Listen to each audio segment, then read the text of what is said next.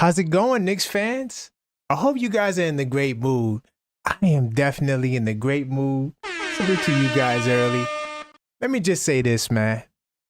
It's Valentine's Day, and we got a lot to be happy for to be Knicks fans.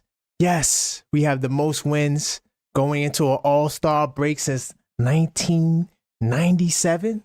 Damn near 28 years. Some of you guys might not even been around. And there's a lot that we feel good about. We just came off a nice little 2-game winning stretch where we beat two of our dislikable rivals, right? Maybe the red could symbolize the beatdown that we put on these guys. Hey, man, I'm a lover and a fighter. We could also talk about Precious Achiuwa. I posed a question to the community earlier. Do you guys believe Precious Achiuwa should start? He's been playing well. He looks the part. And you know what? I'm going to throw this hand out there. There's one player on the buyout market that I hope is there that I want to entertain. I'll reveal that a little bit later. But listen, man, this is the Knicks Call-Up Show. Salute to everybody listening. And let me get the show started so we could get in.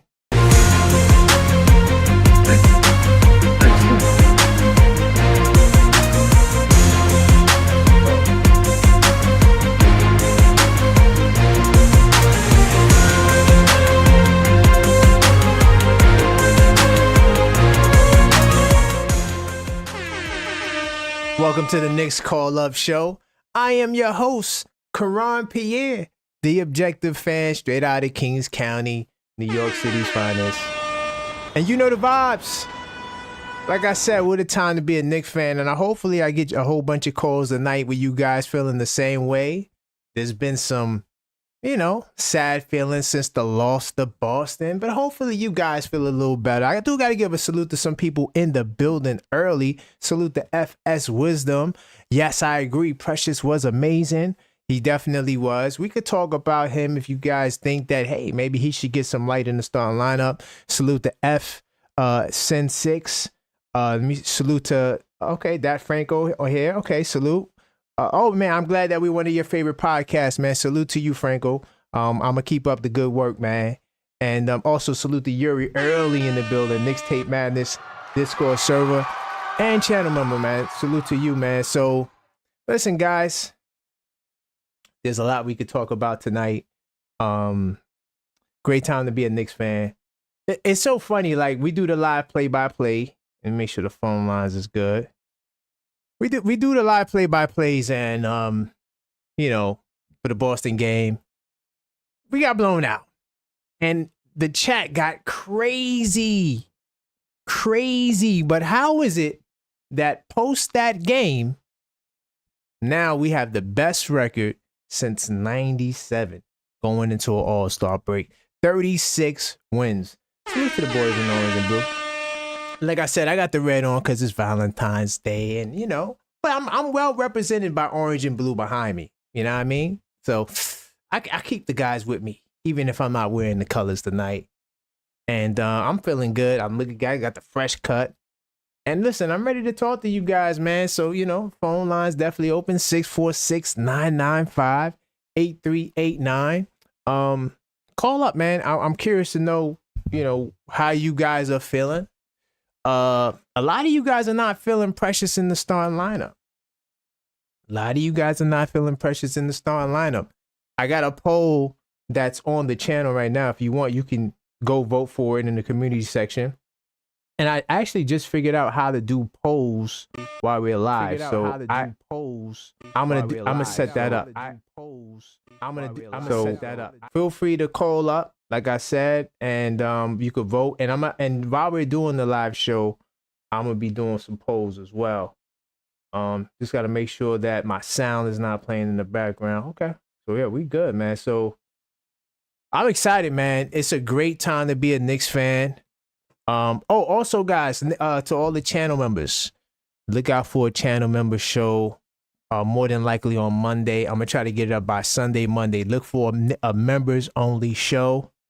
And we'll be doing the Knicks in 10. I'm gonna get that over with because I've been promising you guys that for a while now, and I was under the weather. We got a caller. Let's go. Let's keep these calls coming. Hello, caller. State your name. Where you calling from? It's Yuri. Yuri, Let's Yuri. go. What's up, brother? Yes, sir. Yo, man, listen, man. It's a great time to be a Knicks fan, and best record, since Best record in the 1997, yeah. and that was a great year. I want to talk about that year in a second, but you called up, man, and oh, by the way, salute to everybody else that just joined. Salute, I see Knicks will be champs in the building. Definitely hit the like and subscribe I see button, on and Dios salute in to here. Own Dios, of course, and Trevor. Hey, Trevor. Feel free to call up as well if you want. If you got some stuff to get off your chest, how you feeling about Coach Tiz. But what's up, Yuri? Talk to the people. What a game. That's all I gotta say. That was. Oh, the game. Let's go. I'm going Yes. from, we got a blowout coming. Then we lose the lead. We got a blowout. Then we lose the lead. Mm-hmm. Now Mm-hmm. it's a 1-point victory. I'm like, Crazy.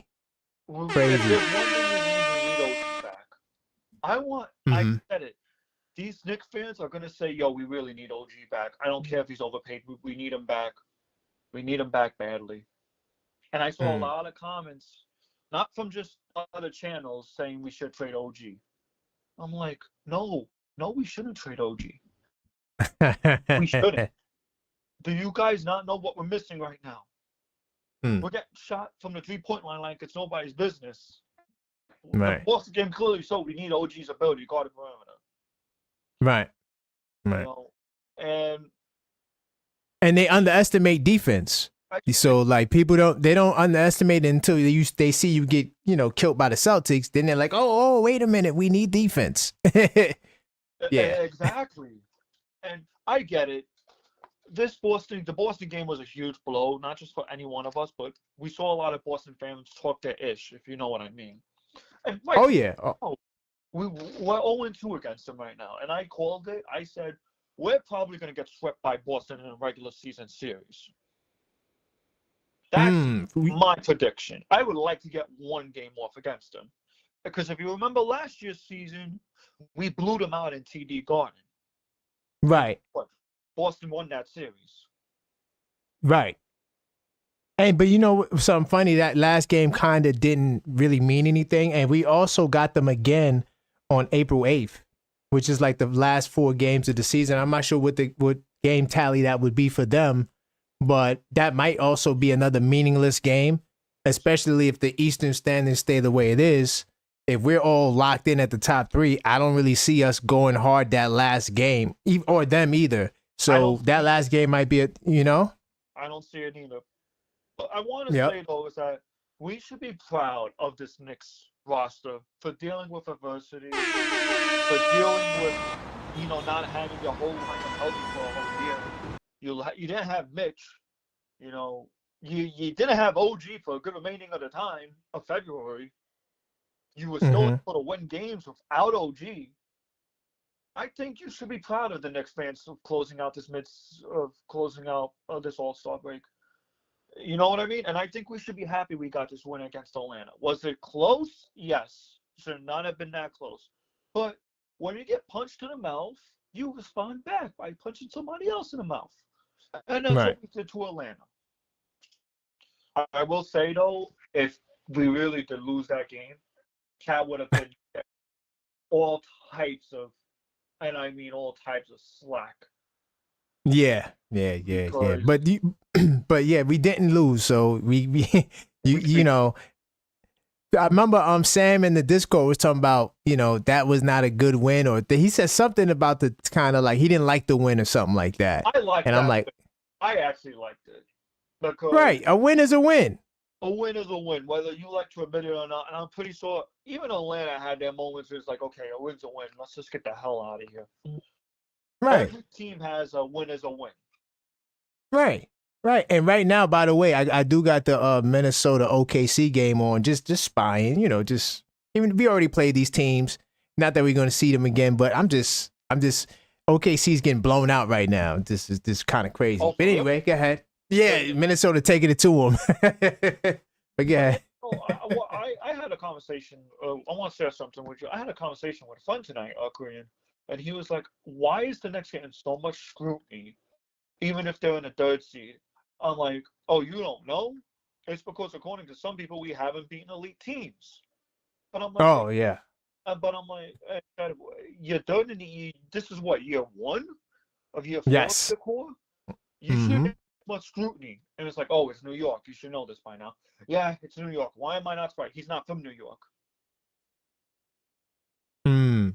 You know what I mean? Right. He's not from New York. But I have to tell him. There is a difference between like even like fans that's out of town too. Like I feel like there's a difference. Like they're fans, but it's just you're not from New York, so it's kind of like You don't know what these guys go through. You don't know what. Yeah, you might have a harder time understanding why New York Knicks fans are the way they are, especially if you've never even been to New York. But go ahead. Right. So I had to give him the rundown, and he was like, "Yo, that's brutal." I was like, "Yeah, it is brutal." Yeah. You have to be some sort of person to play in New York. And that's not me bashing the fans. That's not me, bashing nobody. You really have to be built different to play in New York. Facts. Yeah, I mean, because the media, the fans, I mean, and that's why I like the players we got. Like the players we got, I feel like they're built for it because, well, the team is good. So most of the fans are behind the players, but you still got the contention of fans that are anti everybody. Right. So, but the players we got, they're so, strong in their focus. They don't really care. Like Josh Hart, though, he'll troll with you, but he's not thinking about what no fan has to say about him. Exactly. So I think that, Leon Rose is doing a phenomenal job bringing in the guys that can handle the city because that's a pressure in itself. And Knicks will be chance said we need OG defending the small forwards. That's a fact. Let me see. A fact. 97 Knicks were the team that Jordan said would have beaten the Bulls if not was the ball against Miami. Did Jordan say that? Yeah, I'm gonna touch on that. Yeah. That 97 Knicks. Huh? I wasn't around during that time. Right. And I'm pretty sure some of the other guys in the chat wasn't around too. Ooh, SPS Wisdom said Ant-Man caught a body on Chet. I missed that because I'm setting up the show. I'm half watching. I'm not really watching. But man, I don't know. But yeah, that was I gotta catch that replay. I didn't catch that in real time. You say they would have lost. That guy's gonna be in the league. Trust me. Who gonna be the future? Ant-Man. Oh yeah, he's definitely for sure. Let me say they would have lost the game if this was Randall RJ Knicks. Facts. Ooh. Facts. I agree with that statement. Yeah, I mean. First off, this Knicks team, and this is what I want to say too, and like I said, I get to 97. You guys got to stick around, man. I ain't gonna give you all the things from this in the beginning of the show, but I do want more people to call up 646-995-8389 and voice your opinion on the show if you can. If not, definitely you can send chats and we'll if I get to it, if I see it on the screen, I'll get to it. But one of the things I want to say about this Knicks team is that this is the best offensive Knicks team we've ever seen in the history of Knicks. There's not a Knicks team that has what this team has. So people are so hard on us about, oh, you didn't get the wins. It's so funny how spoiled we are that we had a team that's been making the playoffs 3 of the last 4 years, and this will be 4 of the 5 years. So because we've had success making it to the playoffs, now it's like, oh, we got to win every game damn near, right? Because we haven't had, and I didn't do the Knicks in 10 show. My bad, y'all. I'm going to do it for the members. But the last time we had a loss to a team that's sub 500, right, was, I'm going to tell you, this was against Chicago back in January 4th. I remember we only have 5 bad losses. Like losses to teams that are like, yo, man, these teams are below 500. What are you doing? Right? What are you doing? And Atlanta and Detroit are two of the other losses when they were below 500. See, I don't change it. Some people, they change it when a team gets a better record, right? Because the Hawks was a 500 team, then they weren't a 500 team. Now they're back sub 500. I don't do all of that. I just keep it the way it was. So if you was a sub 500 team when we played, I'm not changing it in the future just because now it counts for where it counts. So Detroit, so yeah, exactly. So realistically, we only have 3 losses technically. to teams that were sub 500 because, like I said, Atlanta and counts for one of those teams for their team that vacillates between 500 and not. But Right. this Knicks team has been performing very well. Now, the one knock we can say is the defense is not the greatest, but it's not the worst.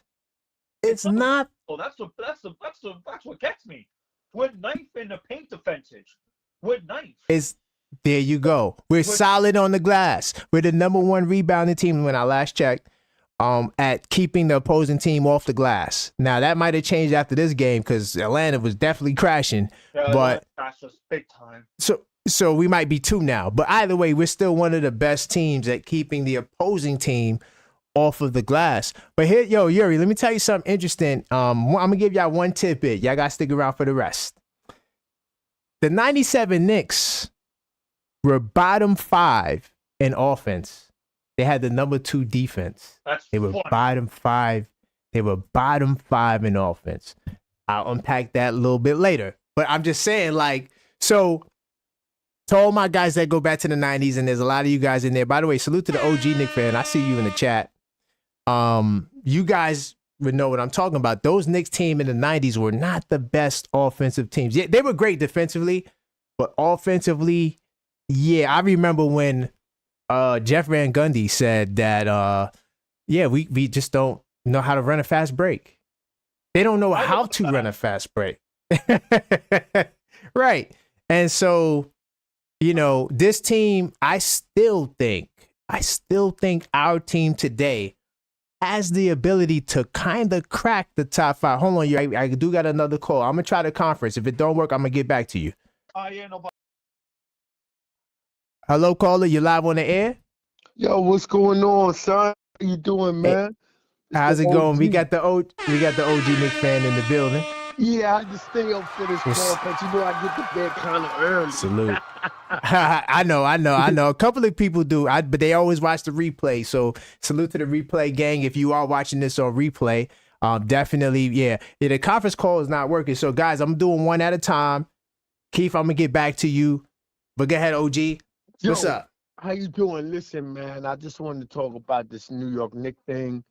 And yes, let's go. How the plan is being worked for us to be successful. Maybe not this year, but in the next couple of years, it's going to work. Because what I see is the ingredients that's being stirred up, right? And I'm looking at the NBA as a whole, especially the Eastern Conference, and I'm going to see what's happening with Boston going forward. And we're going to get Boston's number eventually. It's all about matches, right? So we have to match up. And I think OG is the best match for Tatum. I don't think Bridges can hold Tatum, as we seen last game, and Precious was a little bit out of place. But I think these next 2 games against Boston is going to showcase us where we need to make adjustments going forward.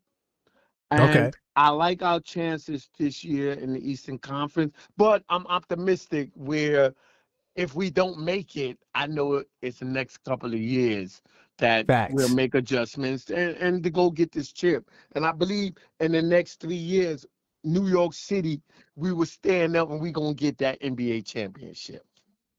Facts. By the way, Keith, salute to you, Keith. I see your chat. I'm going to call you back too, Keith. Stay on standby once I'm done with the OG Knicks fans. So, by the way, the OG Knicks fan is my dad, for those of you guys who don't know. Some of you guys may not know that. So definitely, I'm riding with you. I don't think that it has to be this year. I mean, the core, Josh Hart is the oldest out of the core. I believe he's 29 or 28. I'm going to pull up the ages in a second. So, I mean, we shouldn't really be, too concerned with time, right? No.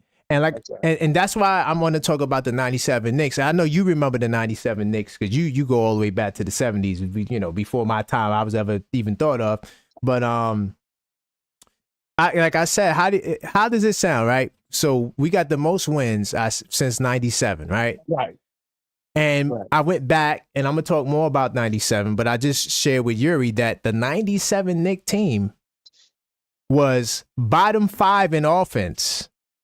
Right. They were like 25th in offense, but second in defense. Yes. Yes.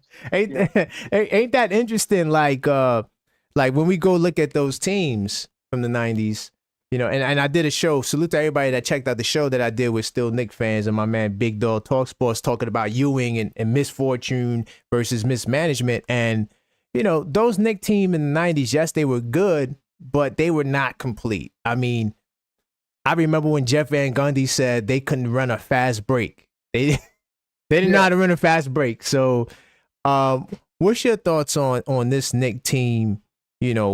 Achieving such a feat like that, we haven't seen this level of success since then. 28 years. Wow.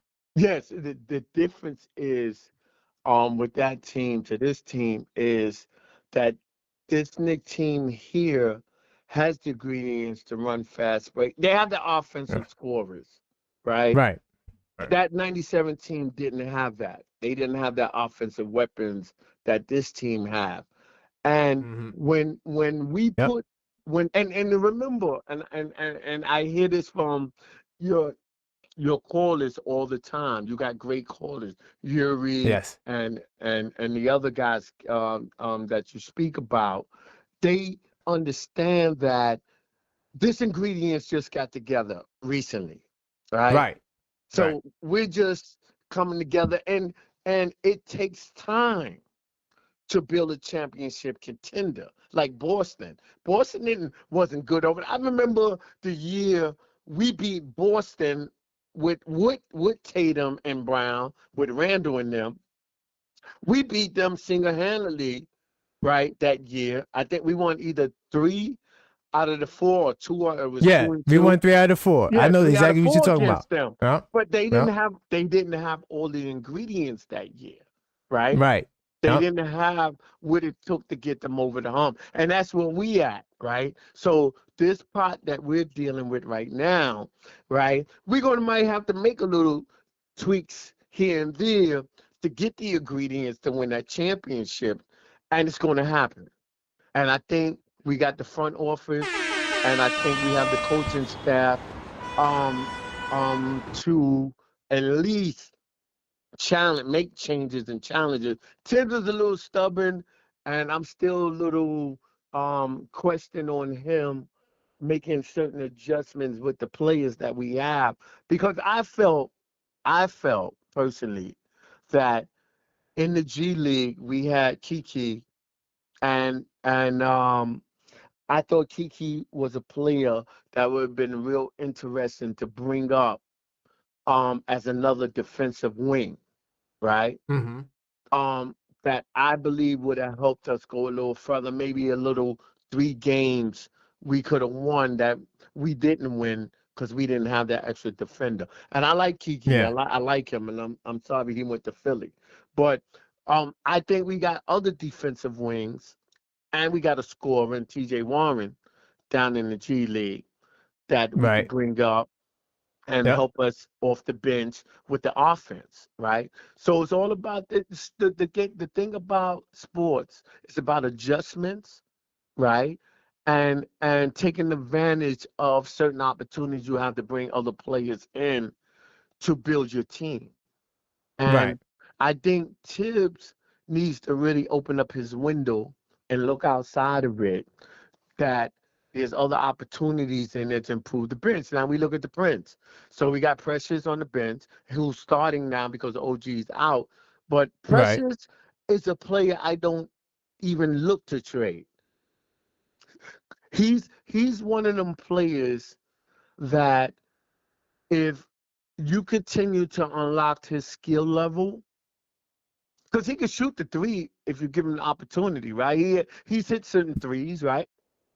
Mm-hmm. Right? But he don't get much opportunity. So he could spread the floor if he was a more consistent 3-point shooter, right? He can help spread the floor.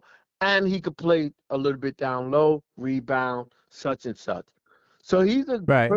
he's a perfect wing guy to keep on your bench, right? Right. And by the way, on the screen, I got the ages. I was trying to show it. The reason why I was on that screen, I was just trying to show you the ages of the guys. So Mitchell Robinson, he's born in '98, so that means that he's going to be 27 or 26, turning 27, right? Then we got, you look at Mikal Bridges is 28, Josh Hart 29, OG Anunoby 27, Jalen Brunson 28, Karl Anthony Towns 29, Deuce McBride 24, Precious Achiuwa 25. So you can go another 2-3 years with these guys. Yes. You could go another 2-3 years, maybe even 4. I mean, it depends on how long you want to keep it going. But the point that I'm trying to say is that, like the OG Knicks fan is saying, like, you know, give these guys some time to gel. It's just year one, right? Yeah. And you know, we talk about those '90s Knicks. I think some of you guys, especially if you wasn't around, but even if you was around, I think you need to go look at the 90s to kind of refresh your memory so you can see, as much as we love those teams were missing certain ingredients that, you know, even our team now, you spoke about the offense. This is the best offense we've seen from a Knicks team ever, right? Yeah.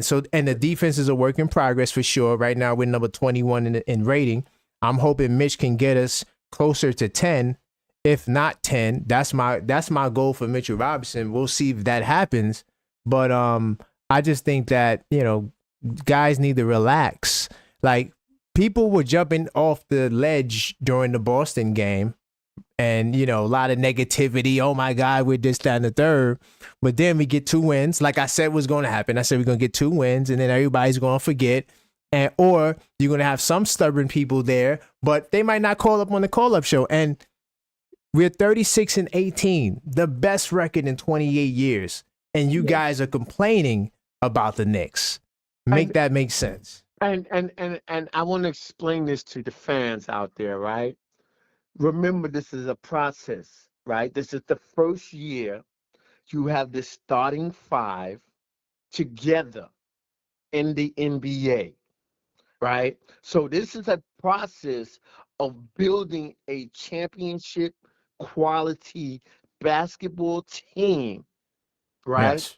That takes time. Doesn't happen overnight. Just because you get the greatest player. Remember the Brooklyn team with Durant, Harden, and Kyrie, right? Yeah. Remember that team was a symbol, right? And people said they're going to the chip. They're going to win it all, right? What happened? Reality happened. That there was other injuries besides injuries. There was other ingredients that they definitely was missing added to that team to compete for an NBA championship, right? Facts. It doesn't happen overnight, and it never did, right? No. And I remember some great basketball where they put together some teams, right? 5 Hall of Famers on the Lakers. I never forgot it. They didn't win the chip though. Gary Payton, they didn't win the chip. They had 5 Hall of Famers, right? 5 Hall of Famers. Yeah. And they couldn't get it. Doesn't work that way. Basketball is a strategy of putting talent together and let it gel. It has to gel. You have to cook it, right? And when you cook it and it comes complete, then you got your meal to compete. We're not there right now. Family, we're not there. That's a fact. Now. You know. Nope, not yet. Not yet. It's coming though. We gonna get there. Let me tell you something. And also, it could be next year too. So I might also saying it has to take 5 years. It could be next year, but it might not be. Honestly, it could be this year too. To salute to my man, Knicks will be champs. Even though you did say Knicks will be champs on Still Knicks fans that you felt like changing your name, but I know you was kind of emotional. But Knicks will be champs. He always said that they didn't make these moves to wait that long. You know, it should happen this year or next year. It could also it could happen this year. But if it doesn't, they said it's a plan. Leon Rose said it's going to take 5 years. He didn't say 5 years from when he started. He said 5 years from when he assembled the team that he wanted. Okay. Right. It took him 5 years to get the team he wanted, but it's going to take some more time to get the championship. So people got to understand that. When Leon Rose took the job, he said, I could do it in 5 years, but not 5 years from when I took the actual job. It's 5 years when I built the team that I want to compete for a championship was his mission. Right. So he still Right. got that window of opportunity. And I want to just tell everybody this on this line. I watched the Knicks with the Troll Speedwell, Allen Houston in them, the 8th seed. They was the 8th seed. Yep. The 8th seed. And they bumped the number 1 seed, Miami Heat. And they That's went a on to fact. the championship and had injuries and all that. But Yep. yes, it can be done this year. Yes. It could Yes. be. It could be. It's a But fact. no pressure if it's not. Like, all I'm saying is, let's not just jump off the deep end and get so negative. Right. You know, like where it's like, oh man, the world is over, and it doesn't have to be that. It doesn't have to be that, man. It don't. But any other thing you would like to touch on before we go? No. I just want to say I love your show, son. Keep doing what you're Salute. doing. You got great fans that's representing you, man, calling up and all that. And I want to talk to all them Yuris and Kevins and all of them, Trevor and all of them. Keep doing Yes, what you're sir. doing, supporting my son. That's a number love for y'all, all right? Yo, son, good Thank night. you. I got to get to bed. You know, I got to get I know to you gotta work get to work tomorrow. too. That's another Yeah. reason I try to get you off, because I know you gotta get to work. You know. Yeah. I'll talk to you later, son. Have a good night. All right. I'll God hit you up bless tomorrow. all of y'all. All right. All right, salute. So that was my pops, the OG Knicks fan in the building, man. Salute to my pops calling up. I told you I was gonna get him back on the channel, man. He listens all the time, and I'm gonna continue trying to get him back on. Let me see if my man Keith is ready. I'm not even gonna delay. By the way, I was doing some background research. I want to show y'all this right quick before I call up Keith. But look, so this is the Nets. This is the year when they got KD. This is after the injury, right? They had KD, and everybody said the Nets was going to do what they were going to do.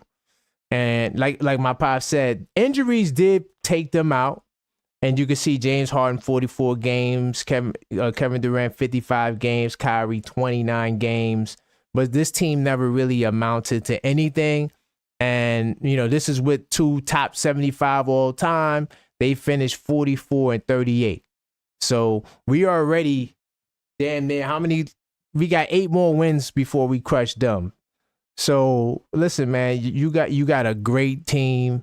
And let me get my man Keith on the line. I just wanted to just put the Nets up there just so I could laugh at them. Sorry to all my net people that might rock with both the Knicks and Nets, but yeah, I just can't do it. I'm straight New York Knicks all day, every day.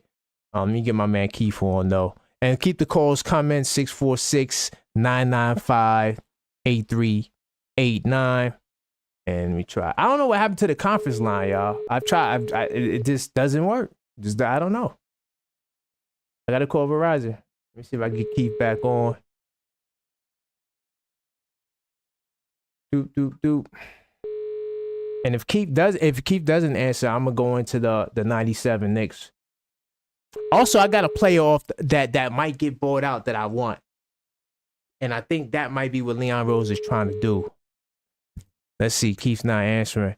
Keith, call me back. All right, when you get the chance. I'm gonna show y'all something. So I'm gonna talk about the 97 Knicks right quick. I'm gonna talk about the 20s, the Knicks. Hold on, how's it going, Yuri?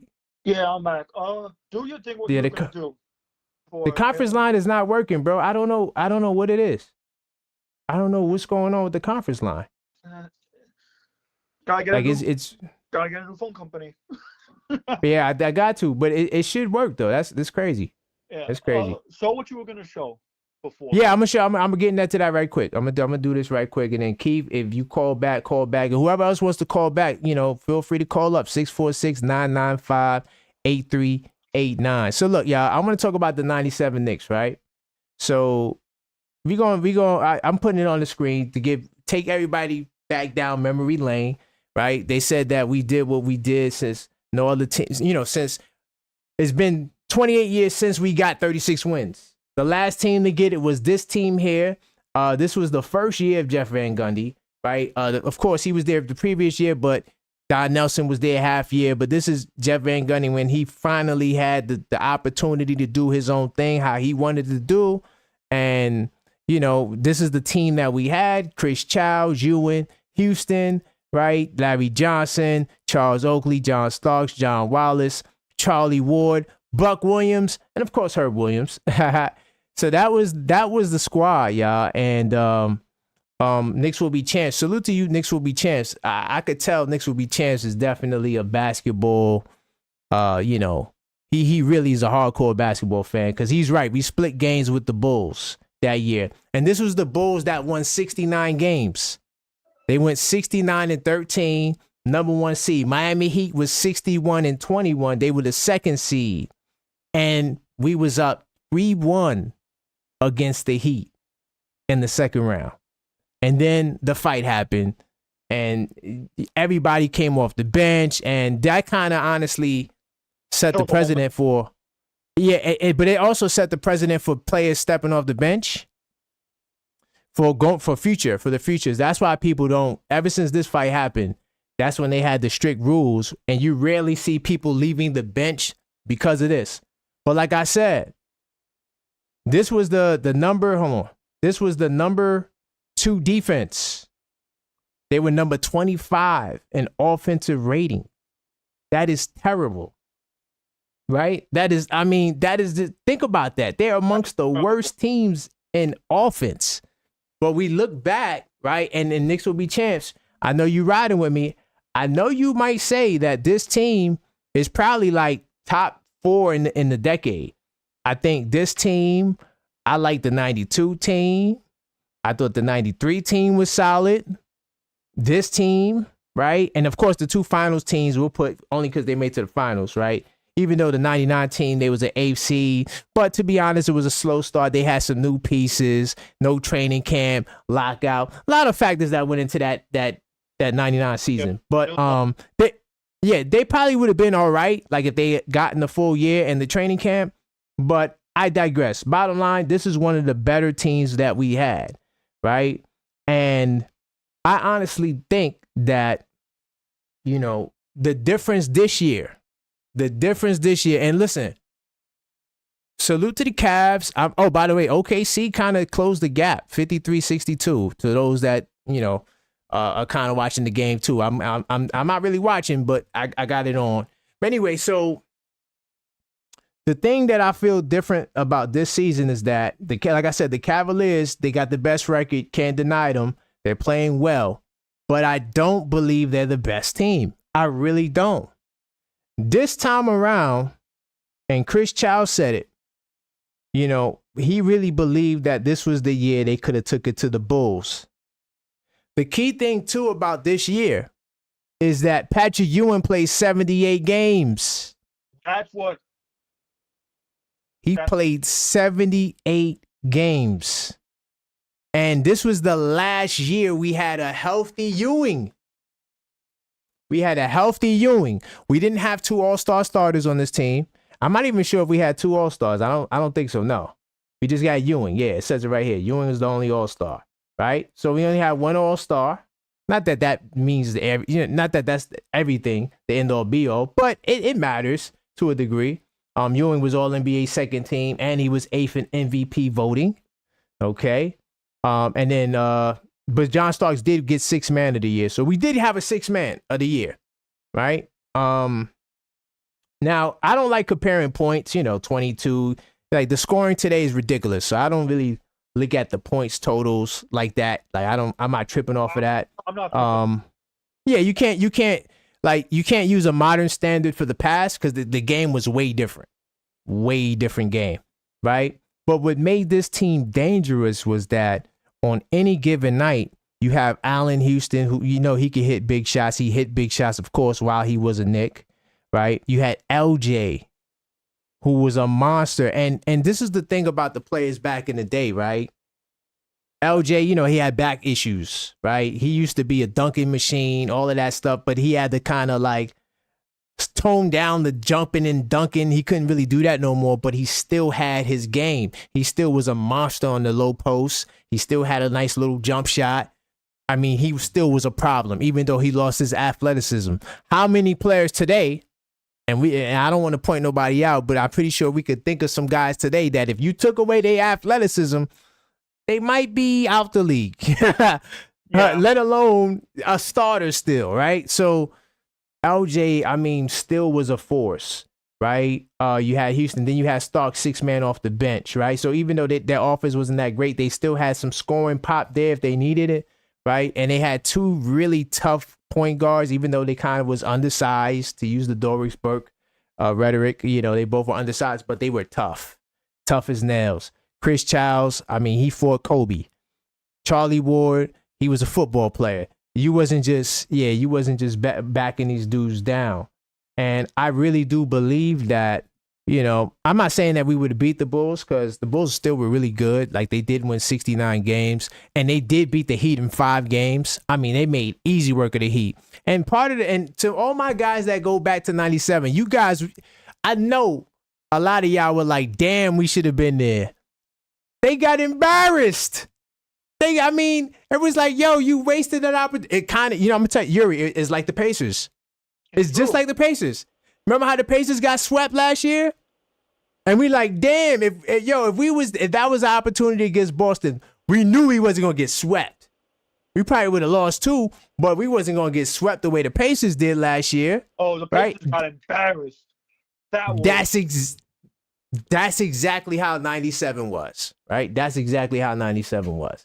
So when we talk about the 97 Knicks, that was the one thing this team, and I show you the playoff series here. We swept the Charlotte Hornets. And I think this was the series where Anthony Mason was mad at us because we just traded him.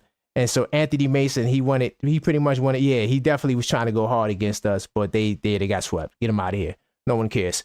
Salute to Anthony Mason though. That was my dude. But yeah, the Hornets, they were weak. But then when we saw Miami, we was up 3-1, and then the fight, and then, you know, more of our players got suspended than theirs. So it kind of impacted us a lot worse than it did Miami.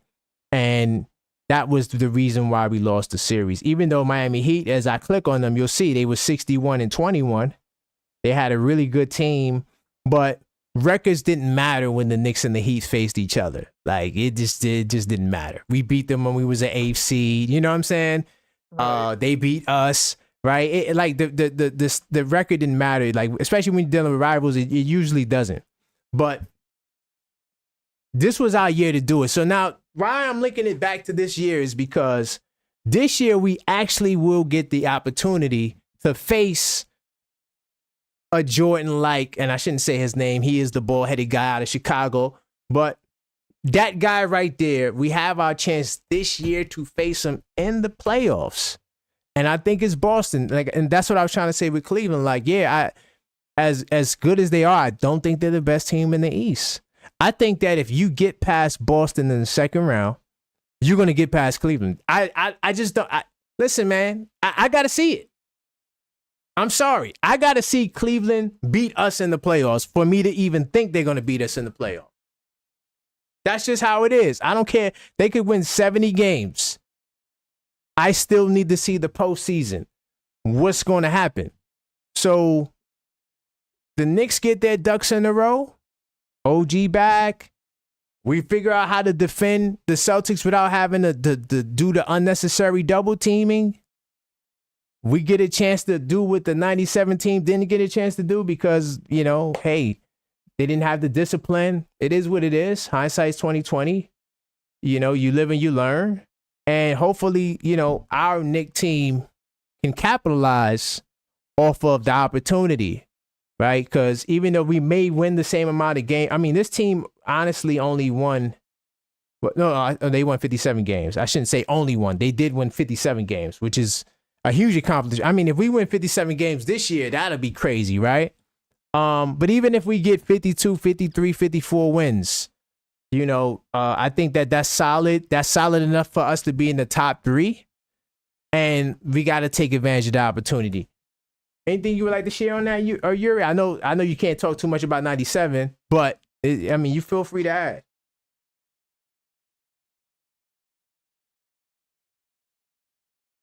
You there, Yuri? Salute to B-Fist, 92, 93 still number 1 in my opinion. I have to go real quick.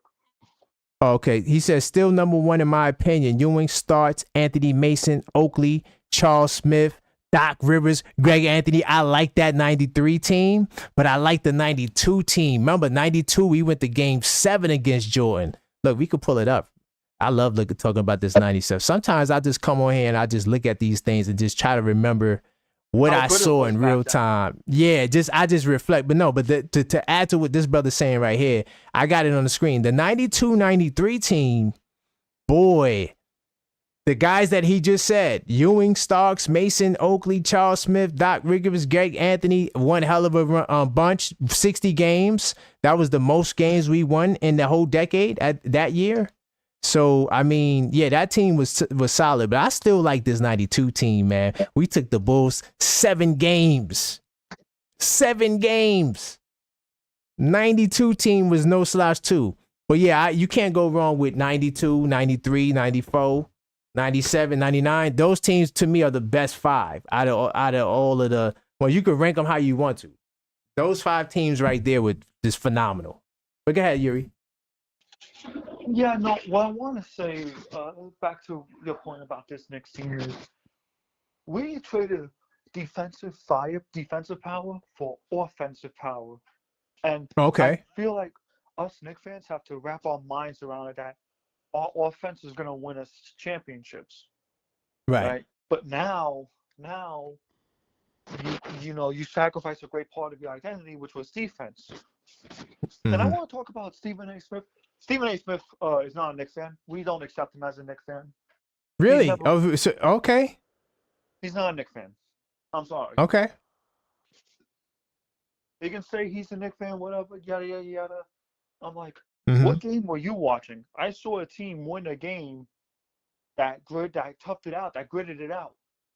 Oh, he spoke about the game last night? Yeah, he spoke about it today. I didn't hear it. I didn't hear that yet. Yeah, I didn't hear that clip yet. I didn't get a chance to check that out. And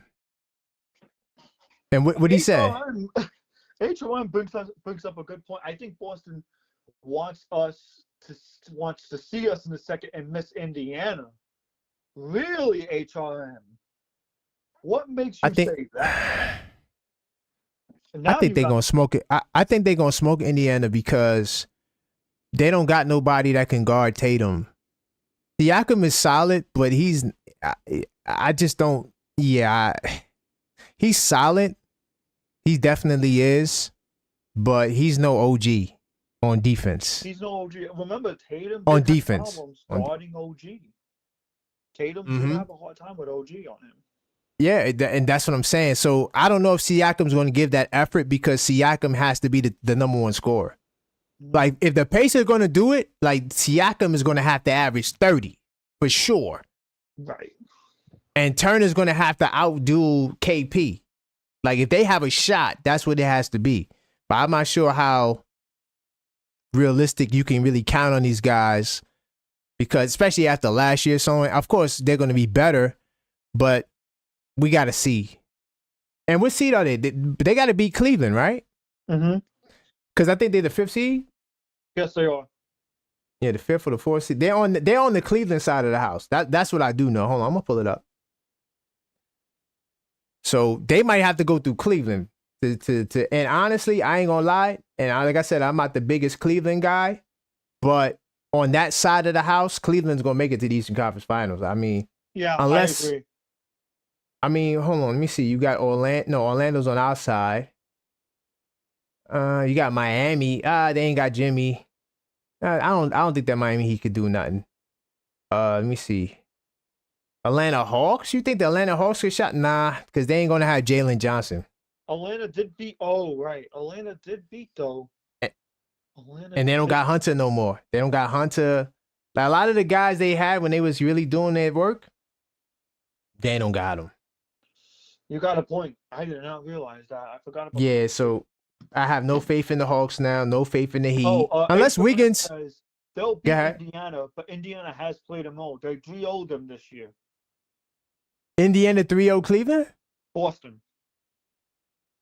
Indiana 3-0 Boston, really? Yeah. Apparently. Boston didn't get a win? That's crazy. So they got to win. They didn't 3-0. Boston got to win. Because I do remember, I think I saw this game. Hold on, let me put it in research mode. I think I saw this game because I watch a lot of basketball, bro. I watch so much basketball, I be forgetting the games I watch. This game right here. Yeah. No, not hold on. Not this one. Hold on. Not that one. My bad. I Right forgot now, I'm looking at. Indiana is Boston. This one, they got smacked. Look, 142-105. This game, I saw this game. Yeah. So they must have 3-0'd, what do you call it? Cleveland. That's the only other team they could have 3-0. They ain't 3-0 in Boston. Nobody's 3-0 in Boston. Not right now. Hell no. And let me see who played this game. 2-1. Oh, yeah, that's what he said, 2-1? Okay. That could make sense. I can see that. Because Boston, sometimes they shoot too many damn threes. And if they're not motivated, like if Boston is not like Toronto, I feel like they didn't have the motivation. Like if they're not motivated, they could be beat. But like if Boston's playing the Knicks, you know they bringing their A game, bro. Yeah. You know that. Yeah, I mean. Boston's downfall this year. Mm-hmm. You think so? I think so. I think they're going to overestimate their opponents in the playoffs. I don't want to say, I'm not trying to be a Boston hater, but even my neighborhood said it. If my team can stop downplaying people, I would greatly appreciate it. So in the playoffs, they're going to have Orlando, more than likely Orlando, because I have no faith in the Heat. Unless Wiggins, I got to watch the Heat. I haven't watched them since Wiggins got there. But if Wiggins is not going to be like that, like special, I have no faith in the Heat to do nothing. Hawks, no faith. Bulls, they gutted their team. They lost Zach LaVine, so I have no faith in the Bulls to do nothing. Rebuild mode. They're officially in rebuild mode. The Sixers, yeah, I don't give a damn. Embiid, George can play the rest of the season. I still don't got no damn faith in the Sixers. So I don't care about that. So yeah, on this side of the house right here, we talking about that the teams that going to be 7-8, right? Detroit's a problem, man. Detroit. I'm not worried about Detroit. I'm not worried about Detroit in the playoff series. And when do we see Detroit again? Later. We see them. Yeah, that, you know what? And the sad part is when we see Detroit, that might not even matter because we see them like the third last game of the season, April 10th. So we probably won't even get our lick back on Detroit. But probably not. We'll see how the NBA season shapes up. But yeah. I do see us facing the Bucks. Oh, Milwaukee though. Milwaukee. It's going to be a battle for the 6th seed between those two teams.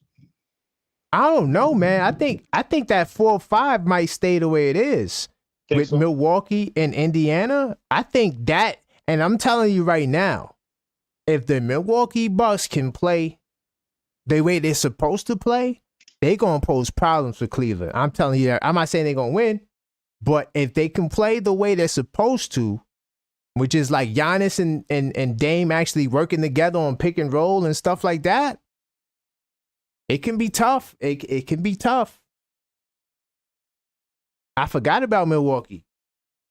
I think Milwaukee is going to be the 6th seed this year. You think they're going to fall like that? I think they're going to fall. How long is, I know Giannis is out. Is he going to be out? I thought he'll be back by after the All-Star break. Calf strain right now. I don't know how long he's going to be out for though. I wouldn't be surprised if he's back by when they come back from All-Star break. And when they come back, that's going to be Thursday against the Clippers. Right. So they could win that game. Then they got Washington, Miami. That could be a nice little 3-game winning streak right there. And then they go see Houston. So we'll see. I mean, I don't know. All I'm saying is Cleveland more than likely would finish up. They probably win that side of the house. That, Indiana and Milwaukee side. Mm-hmm. Definitely they're going to win the first round. I don't see Cleveland losing in the first round. And then in the second round, they go against Indiana, Milwaukee. More than likely they'll win because we got to see who comes out of there between Indiana and Milwaukee. I mean, that could go either way. Because the key thing will be, like I said, if Giannis and Lillard could play together, they're dangerous, bro. But that's a big if. That's a big if, though. That's a big if. They're very dangerous. By the way, guys, this is the Knicks Call-Up Show. I know we're talking about other teams right now, but we just having a casual conversation. 646-995-8389. Voice your opinion. Let me see what you guys talking about. And by the way, salute to you, HRM the Great. It's all good. We all make mistakes. I make at least one mistake a show, and you guys will let me know if I'm tripping. It's all good. That's why we got research mode. BFIS says that anyone remember Game 5 of the NBA Finals between the Rockets and Knicks was interrupted by O.J. Simpson? Oh my God, that's classic right there. I remember that. Definitely remember that. That definitely was nuts, BFIS. Yeah, that was a crazy time. It's so crazy that it kind of undermined the finals. Like, today, that was a huge, I don't think that we could even, unless like a world disaster happens, I don't think we could ever, like, we could even see that today, like an event, like completely overshadowing the finals. Right. Like, that's crazy. So let me see. Stephen A. Beeman says Stephen A. is bad luck. Keep him out of the Garden. Damn. Yeah, he is bad luck. Keep him out of the Garden for real. Anyway, I will say though, if I had to give a grade for this season, first year, what's up? I'm gonna go. If you tell me I'm being critical or not, I'm gonna go B. You're gonna go B? I'm gonna go B. Reason being go ahead. Yeah, give your reason. You had bad losses against really top tier teams, especially that first OKC loss. That was a game if I felt like you should have won. Facts. Then you had the blowout loss to follow up with that. Yeah. Losing Atlanta in the cup. That was bad. But I didn't think that was destructive though. You know what I mean? No. But it's it just was in the Garden on national TV, that makes everything worse. National TV in the Garden, you lose. I know. Like, yeah, that's but I'm gonna give this season an A, man. We did something that hasn't been done in 28 years. No, I'll give it an A- because I want to give room for improvement. I'm gonna give it an A- only because we didn't do this in 28 years. I gotta give it an A-, man. Fair enough. I gotta give it an A-. And the defense too is like, it's really bad, and it really like plummeted. Like, we literally was 14th in defense last week, and now we're 21. So yeah, we got to tighten up on the defensive end, and that is good. You're gonna win is with defense. That's true. Yeah. All the champions are at least top 10 in defense. You can't be bottom, 20 in defense. Like, that just doesn't work. When you look at all the champions, fix that over time. I actually do believe Mitch is the key catalyst. Yeah, he will be. He will be. And I'm confident in that. Oh, Mitch is injured. Mitch is motivated. Trust me on that. Well, Mitch is the reason for the delay. He's the reason. When do you think he'll return? People got him saying return between March 1st. I think he'll return February. I think so. I think that now that I know that he's the one that's holding himself back, I'm feeling more confident that his health isn't compromised, and it's more of a mental thing. Yeah. So I'm hopeful that, he has a good week to like really like figure out like, okay, this is in my head. Let me get my mental together, and hopefully he'll be ready to go. Because that to me seems like what's really delaying the process. I think he's been ready to go from the get-go. Yeah, physically, but mentally, yeah, he's not ready. So I was happy to actually read that, because now we know, like, oh my God, his health isn't compromised, right? So I think we got the staff to really work with him to get his confidence right, and I'm hopeful that he'll be back before the last game of the month, right? So like, even if it's before like that. All right, so on the 23rd we got a live play-by-play. But speaking of the schedule, let me jump into the schedule. Hopefully I uploaded the new schedule. Let me jump in the studio mode. But we're doing on the 23rd, we're going to be doing the Knicks-Celtics game. That's going to be a game that's going to be at 1:00 on the Sunday. So I don't think I'm going to be around for that game because man, you got to be around, man. Come on, Hey, man. We got to stand strong. I'm having Sunday dinner, Italian Sunday dinner early, bro. Oh, no. Oh, do you? Oh, yeah. If you got something to do, that's different. Yeah, I thought you didn't want to be around. I would be Okay. around. I would. I got Sunday Okay. dinner, early Sunday dinner. I don't skip Sunday dinners, bro. Not with my family. You know that. That's great. No, that's great. Yeah, for sure. Nah, I'm not trying to take you away from that. I thought you wasn't gonna be around because of what happened, the last time. I don't mind the blowout losses. It's not that. Trust me. Yeah. If it was, I would have said straight up on stream. I'm unfiltered. But I will say, that Boston game had me feeling some type of way because you cut the lead to 3. That game was winnable, my guy. Nah, it was.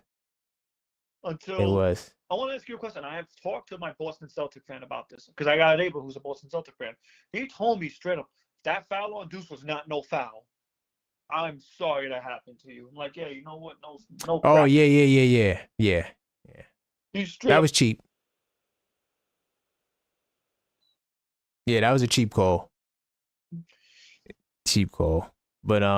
But yo, guys, this is the upcoming schedule, man. This week inside the Knicks again returns Monday. I'm also gonna do a members only show. Yuri, I'm gonna do it Sunday Monday or Tuesday. More than likely Monday, because I think Monday is the holiday, right? That's the President's Day. So I'm gonna try to get it in before the podcast, probably that morning, or like maybe a couple hours before the podcast. I'm gonna do a members only show. Oh, by the way, salute to the parlay builders, y'all. We actually hit our first parlay, and I'm happy for that. Yeah, we hit our first parlay with Jalen Brunson, 25 points, the big bodega, 10 rebounds, you know what I'm saying? Knicks money line, because I didn't take the Knicks -8 though, because I kind of figured the game would be tight. It's Atlanta. Yeah, they're not going to beat them by 9 or more, no. So I said, we're just going to go money line Knicks. I think my Knicks is going to get the job done. So yeah, salute to the parlay build. I just have to get that out there. But also Friday, we got the Cavs next Friday. Is that next Friday? It is next Friday. Not tomorrow Friday, but the Friday next week, the 21st. We got the Cavs game. I'm going to try to do a live play-by-play and then the call-up show. I'm still figuring out how I'm going to do it. Do we do the live play-by-play first and then the call-up show? More than likely, that's what it will be. But just know, huh? What you say? Yeah, but it's better, especially doing when it's early too. If I was you, you would do the call-up show after, because you can at least get everyone's thoughts in on the game. Especially, oh yeah. Especially if it's angry. I do. Yeah. That game though. Mm-hmm. I feel like, and I'm going to be critiquing now. Tibbs, that should have called a timeout when Cat was inbounding the ball. That is okay. That is by far the one thing I'll say about that game. Tibbs should have called a timeout. Tibbs should have called a timeout before Cat inbound the ball. That's a fair point, especially because Tibbs is kind of paranoid about situations like that. I didn't challenge any of the calls though. That was challengeable. That's a shock. Yeah, and I felt like, he should have did that, but Towns should have also boxed out on that rebound. Come on, guy, what are you doing? He's a great rebounder. He was tired. Oh my God, he was tired. He was burnt out, which goes back to Tibbs. Tibbs should have played Ariel more, but right, and that's a whole nother topic. Tibbs, I hate saying that, but it's true. Yeah. Nah. And see, we keep it real on this channel. I'm not here to try to cap for Tibbs all the way. I'm the objective Knicks fan. I'm not the objective Tibbs fan. All right. So if Tibbs is doing something that's not, that could have been done differently, I will call him out. I still think that he's doing a good job, and I don't think that he should be fired. So, and also fired too, but he is getting near 70 though. Yeah, well, that's fine. That's fine. I mean, he still got his faculties. If it don't work out, it don't work out. Right now, we're doing things. Every year, he has us hitting another level, right? We only had one setback year, but, that kind of wasn't his fault because he was giving Evan Fournier and Kemba Walker. I mean, come on, but outside of that, he's been doing the right thing. So, but also, I just want to say this last thing. And it's Sunday, the 23rd, we got the Celtics game, all right? 8:30, be here, be square. No, not 8:30. I gotta change the time. I always do that. I'm sorry. It's 1:00 on Sunday. Right. My bad. We're gonna be watching it together. All right. I'm gonna make that change. But that game, yeah. that game was winnable. I'm glad we pulled out the dub, but I did not like the defense. I don't know what if I should. I didn't like the defense. Okay. The defense was horrendous. It was for sure. Last night, but why we Trey, start alongside Cat. Now, okay. I'm not gonna have Mitch start. Have him come off the bench. You gotta have. Yeah, I agree. I think you got to keep the starting line the same. I'm sorry. I'm sorry, Knicks will be champs. Because if Mitch is on the floor, Mitch is going to take up a lot of space. There's a reason why we got the best record in the East. It's because we got open layup lanes. Yes. The only reason why we're the best in the East. Nobody guards the paint anymore since everyone's shooting threes now, right? They're going to defend the 3-point line a lot more now. And Facts. And even now the Knicks are shooting the 3-ball better, but they're not shooting as many threes. The Knicks are actually shooting less and less threes. So I think time though, right? The Knicks need to figure out the perimeter defense. And I think it starts with Mitch. Because Mitch has shown he can guard a 3-point line. He has shown it last year. Yep. Mitch, Precious. Make sure Precious gets his time. You got to keep Precious in the mix too. I would want Mitch and Precious in the lineup, not Town. You saying For reasons let them work that out. The reasons only is that you can lob the ball to Mitch, right? Or you can get space to do a floater or a push shot. No. We've seen Precious been developing a push shot as of late. Yes, and he's making plays off the dribble, which is kind of crazy too. So if I'm the Knicks right now, being healthy in this second stretch is the best thing you can ask for. I'm going to tell you why. You're going to get Mitch back. You're getting OG back. I'm hoping that OG's health stays the way it was throughout the playoffs. Because I feel like the only reason we lost that Indiana series was because OG was out. Right. Knicks will be champs. You can't trade 6 draft round picks and expect Mikal to be on the bench. It's hard, boy. It's hard. It's hard to. You're not wrong, though. You're not wrong. I actually agree with that. It's hard because you traded. You got to. No. I don't care. I don't give a damn about 6 round pick. Me personally, I don't care. I know fans do. But some Knicks fans do. But don't ask why. But the reason why I'm saying it's hard to do is because, one, the starting 5. The reason why you 36-18 is because of the starting 5. So now you want to change up the starting 5 permanently. I don't know if I like that, unless we continue winning, right? Of course, winning matters, and the defense gets better.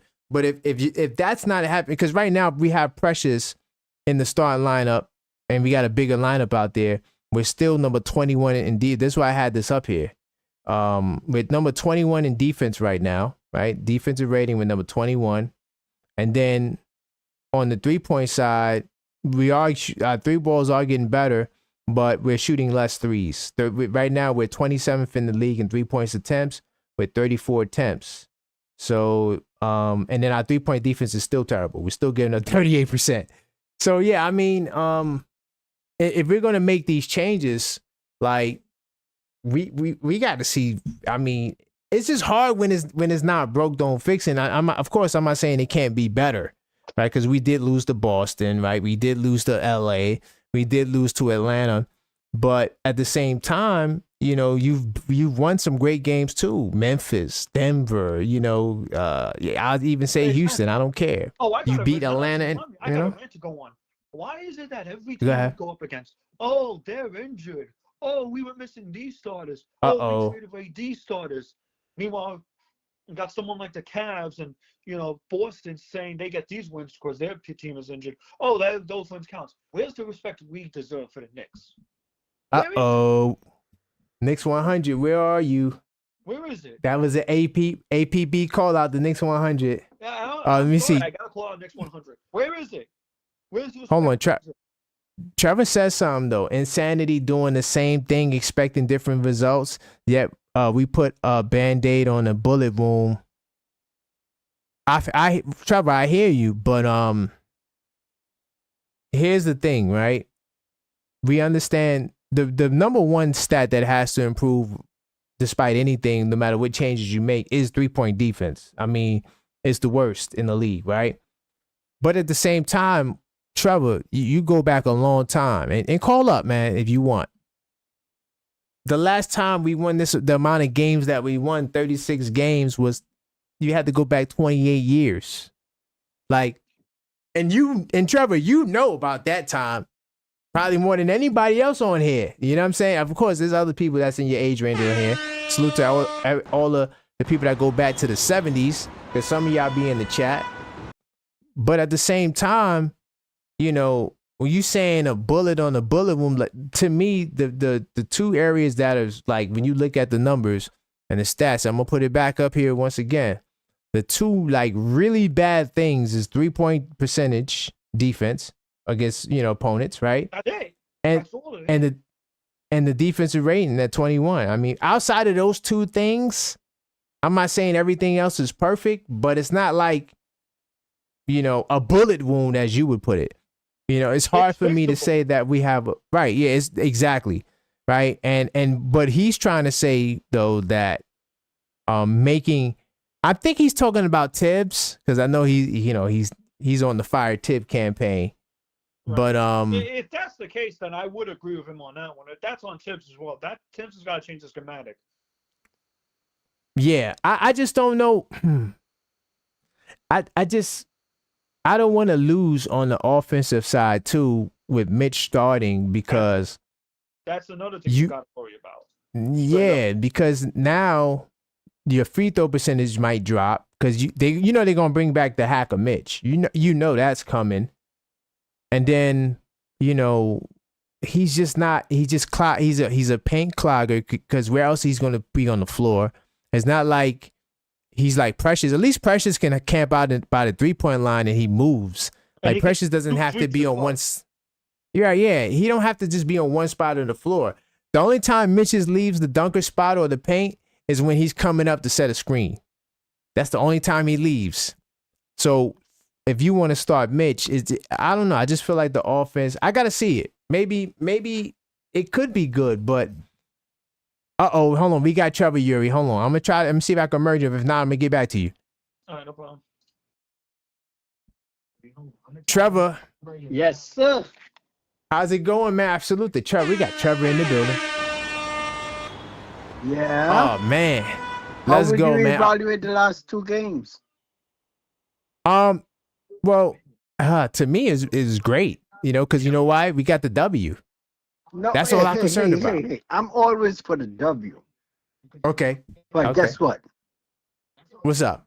You don't have to be repairing your heart every 2 days. Come on. Oh, do you got your background? You got the background up? Because I kind of hear a slight echo. Slight? How about now? Now we should be good if you turned it down. I don't think I hear nothing, so we should be good. All right. Yeah, because let's evaluate the last two games and watch. I like Mitch, but guess what? After all these years, you want to tell me he don't even look at the basket? So where's the coaching? Right. Where's the coaching? Some kind of coach.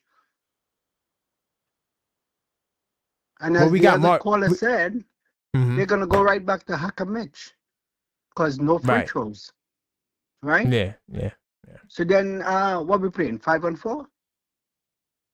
Yeah. That's why I don't want to start Mitch. That's why I always wanted to start Precious from day one. That was my guy who I wanted to start. That's why I said get a buddy. But finally, if you look back to the last two games, he brought in Hakapote a little earlier, which was great, right? Just to show a different face. Yeah. So my whole point with Tibbs is, after all these years, you don't know anything about adjustments. In every sport, you have to adjust to what products in front of you. And I'm saying, if you want to be stubborn, then what happened to the adjustments? See, I don't disclaim think we'll get anywhere much further if you keep that mindset. The mindset has to change. The one thing I'm a ride with you with, is the REL 2 minutes. I didn't like that. I felt like he should have played REL at least 8 minutes, just to give Towns a little bit more of a breather, because I felt like Towns was kind of gassed at the end. That's possibly right. He had made some of the mistakes late in the fourth. How he's gonna get a breather when the game before, 3 minutes ago, you still playing the starters and you're up a substantial amount of points. Come on. Why did he bring in Brunson late in the game? Come on. I'm only saying things that's happening over and over, year after year. And you knew you had a game the next day. Not even a day's rest. The next day. So what's your point? Yeah, and but Deuce did get hurt, right? Deuce would have played more. That's why we have a bench. And damn, I'm trying to think who else. Well, we had Matt Ryan was there, but I hear what you're saying. I agree with somewhat what you're saying. But I do think that the reason why in the game against the Pacers, why he kept them out there, is because he's still paranoid over what happened to him with who was that? He will always be paranoid. He's paranoid always be paranoid because you know why? He doesn't give his bench a chance. Some games the bench pulls out the starters, right?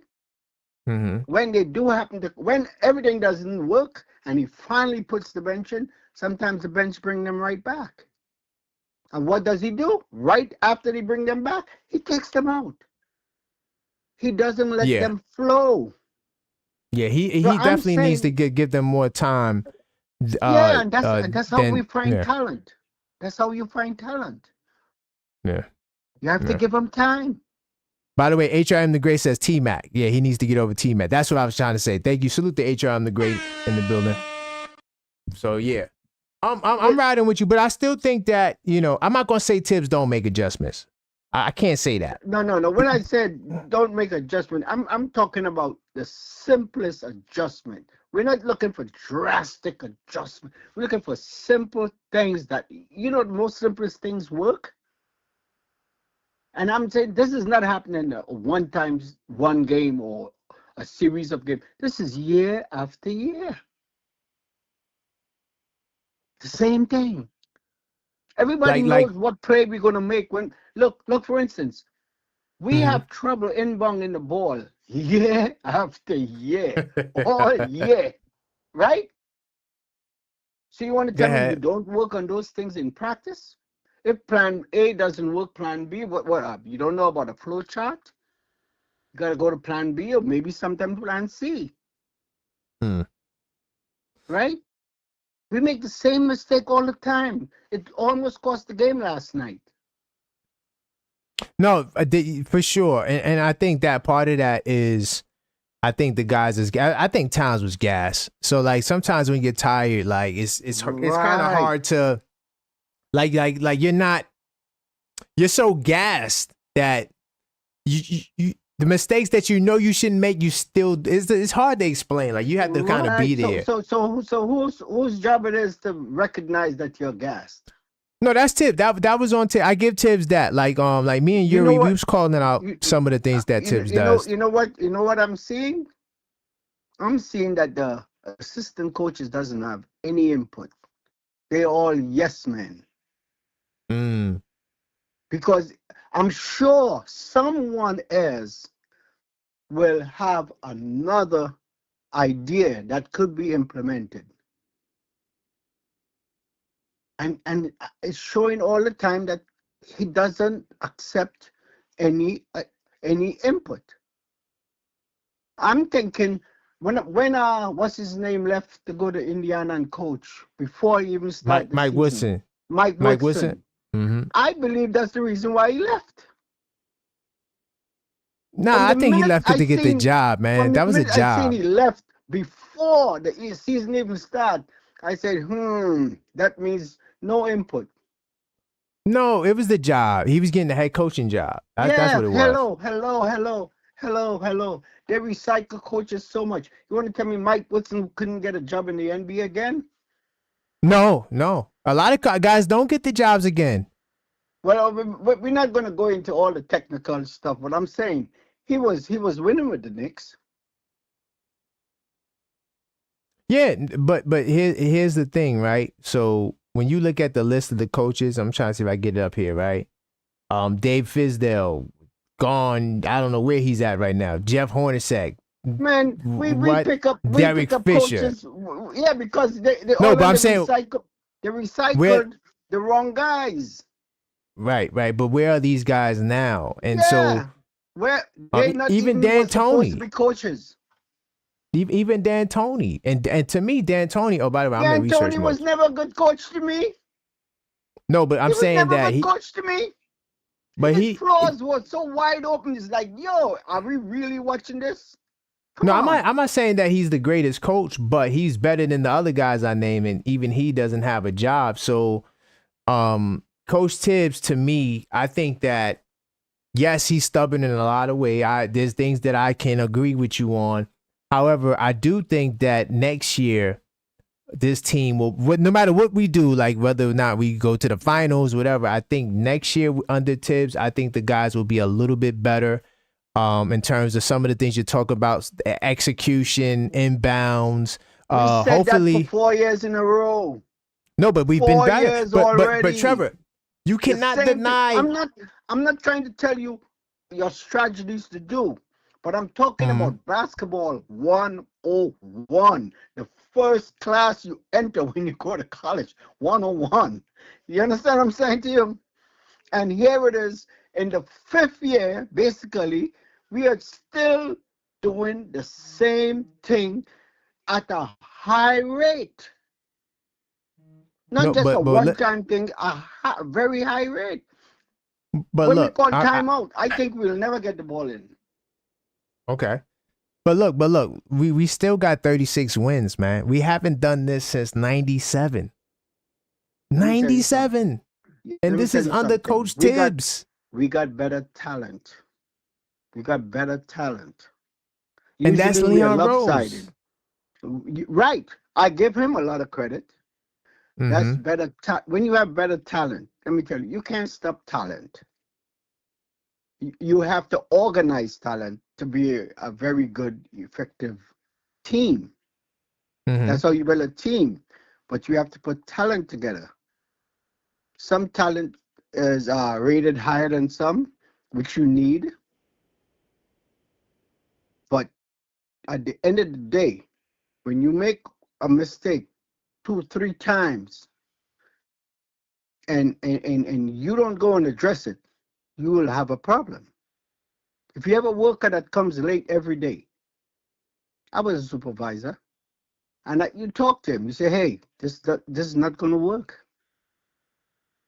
We need you here on time for whatever reason. Just be on time. And all of a sudden, everything runs smooth. They say, how come you run it so smooth? Because we're on the same page. We cannot be making this basic basketball mistakes year after year, game after game. Doesn't work. You know where it's going to hurt you? Playoff time. You know why? The game slows down.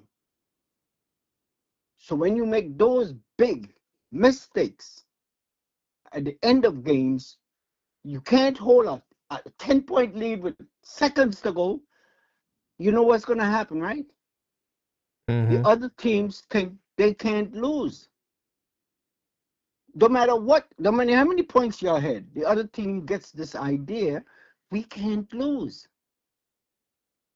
So that's why you have to work on those little basics. Put more time in running a primary play, a secondary play. If this don't work, we do this, we do that. And guess what? Everybody would have get less time on the field because the game will be over. You would have won.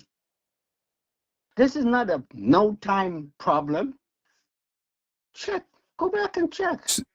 So what do you say to Josh Hart and Jalen Brunson when they say Coach Tibbs is the most prepared coach they ever played for?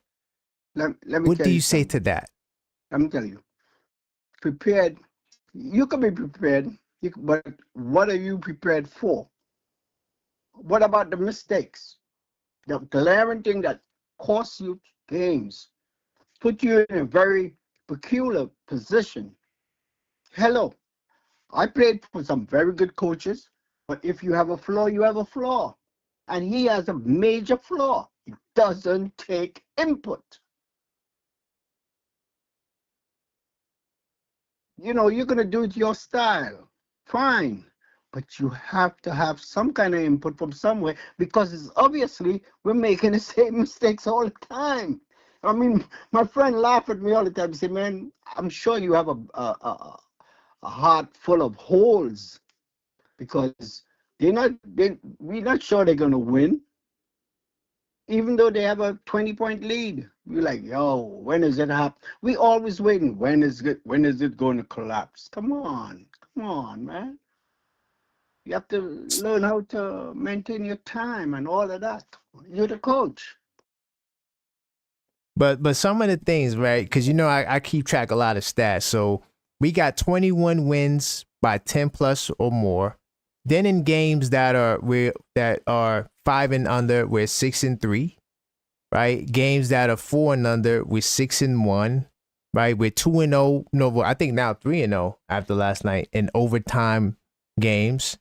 So the team is performing at a high level. Yes, because we have talent Overall. All right, take for instance. But you still need coaching to coach the talent because there's a lot of teams. It's obviously New Orleans. It's down the end there. It's lacking. What's his name? Precious Achua, right? Mm-hmm.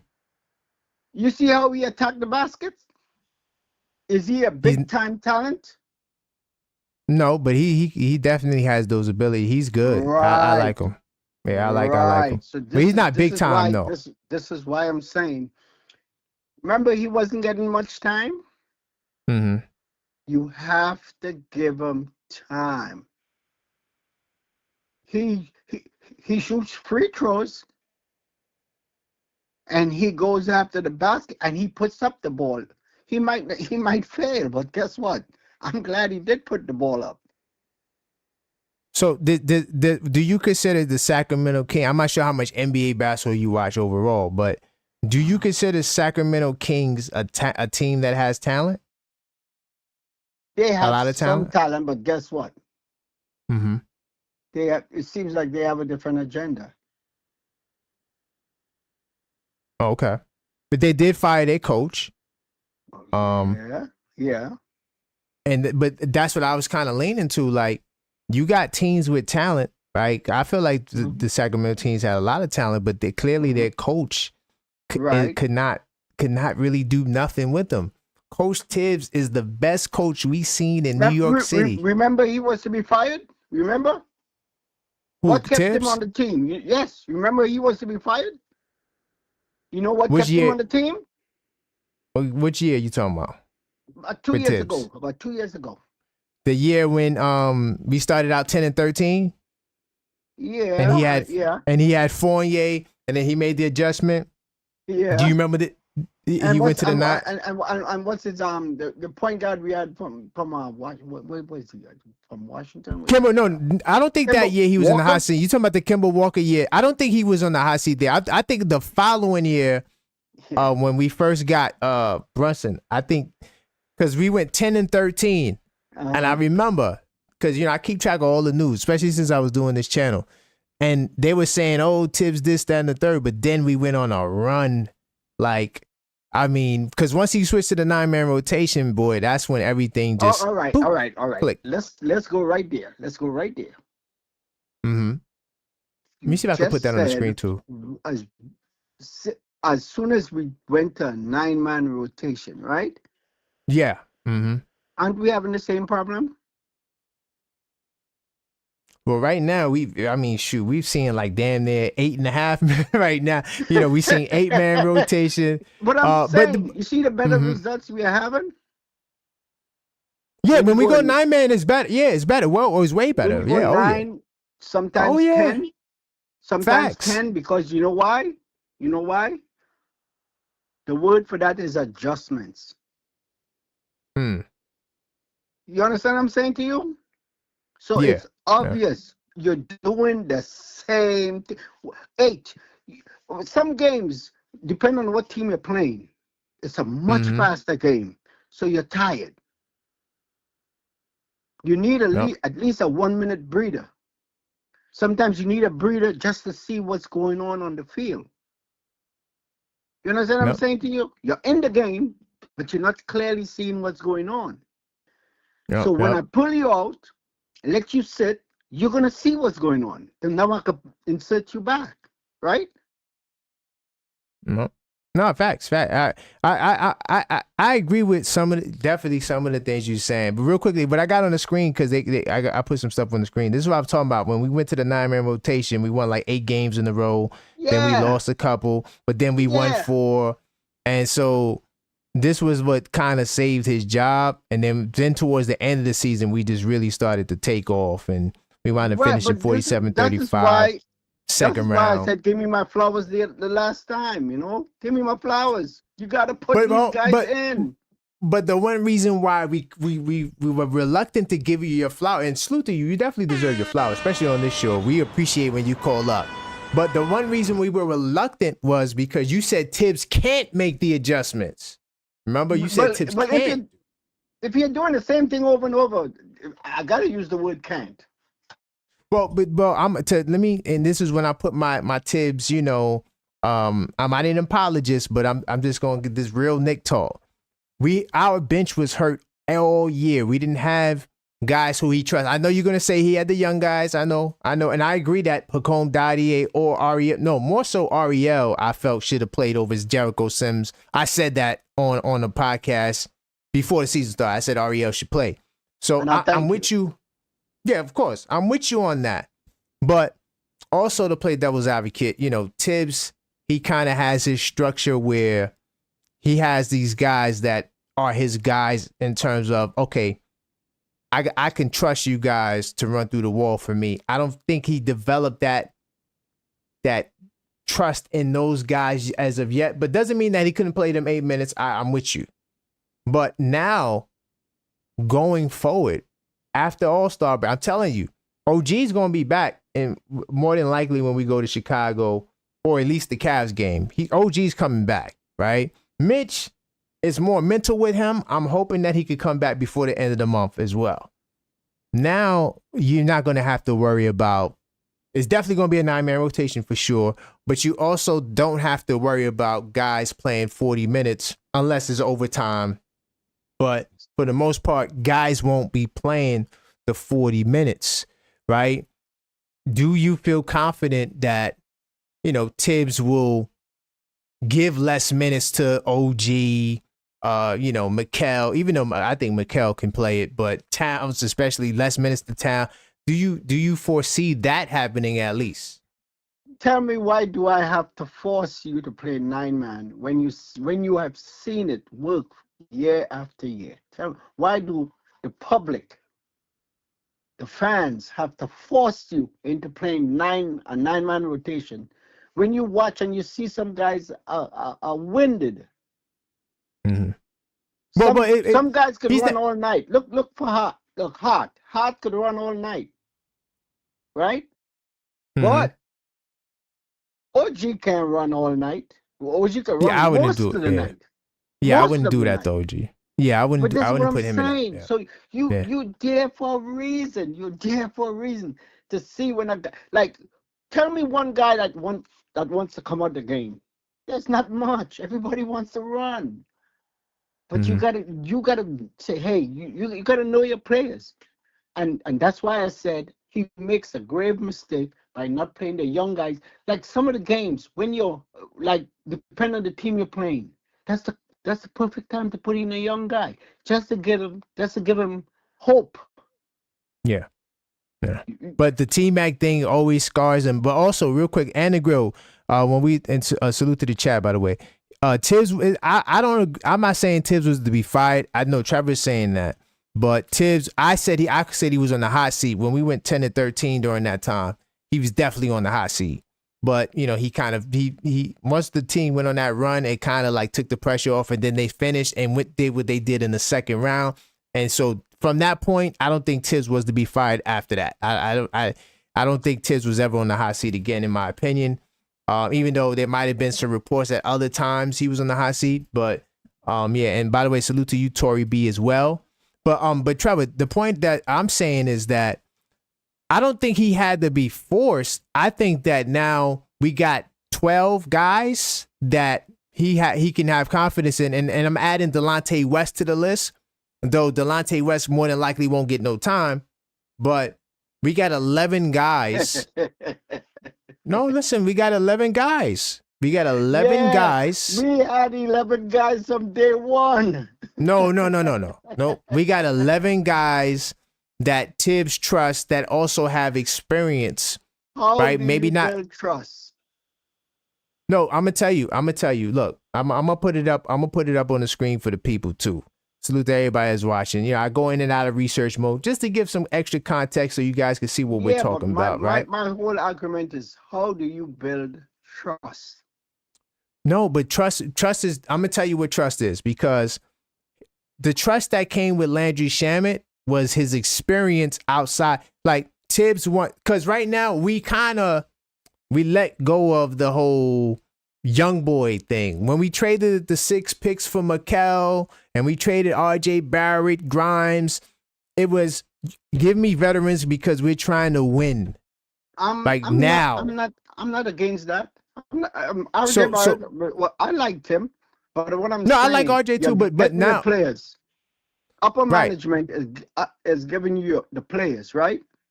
Right. Use them. But now he has the players that he can actually trust, because now you got. How do you build trust? No. Here's the trust. The trust is that these guys are veterans, right? That have experience. That I don't want to just go to a rookie that don't got the experience. I got campaign, right? I got Landry Shamet. You gotta put one of the guys with the older guys and bring them up. You gotta put them in there. Or OJT on the job training. You gotta put them in there. And then when the playoff come and something critical happens, you know what? You could look down the end of the bench and say, you know what? Here's your time. Shine. And you know what? But now, that guy's going to be ready. You know why? He has hope. But now we don't got to worry about giving guys hope. Now we got guys like Mitchell Robinson that's going to be there. We got a DeLon Wright he will be. I think he's going to be available before the end of March. For how long? Well, all right. So look, we got to give Mitchell Robinson his props, only because I'm giving him his props, but I'm saying year after year, for how long? But that was Embiid that hurt him in the playoffs. That wasn't Mitch. Mitch was doing what. But at the end of the day, he's not available. But he's going to be available hopefully before the end of this month. That's what I'm putting. That's why you have to go with your plan C, just in case. But we do. We got. And we got Ariel as the plan C. Well, Ariel is there. Why didn't you build your plan C so when that Mitch comes back, Ariel is going to be ready and waiting? No, but you know what it is? He had to go through the growing pains, the Tibb treatment process. Sims was ahead of him. Now that Sims is gone, Precious is basically another Jericho Sims. To me, he's a better Jericho Sims. But right now, you got Shamet, right? You got Campaign. right? Those are going to be your guards because hopefully Deuce don't miss a lot of time because he did hurt. I think his hip or something like that. Deuce hurt. Yeah. So I'm hoping Deuce is not going to be out a while. But if he is out, we got Campaign, we got Landry Shamet, we got DeLon Wright as an option if you need to go. So now I don't got to worry about a young guy All like right, I'm gonna Kolek call who's this never for you been right here. now. I'm gonna call this for you right now. Oh, ribs. My bad. Bruised ribs. Go ahead. We're gonna need DeLon Wright. Yes. We're gonna need him. And he'll guess get what? time. And guess what? Yeah. Tibbs better stop being stubborn. And I just think let the Tibbs will players play him.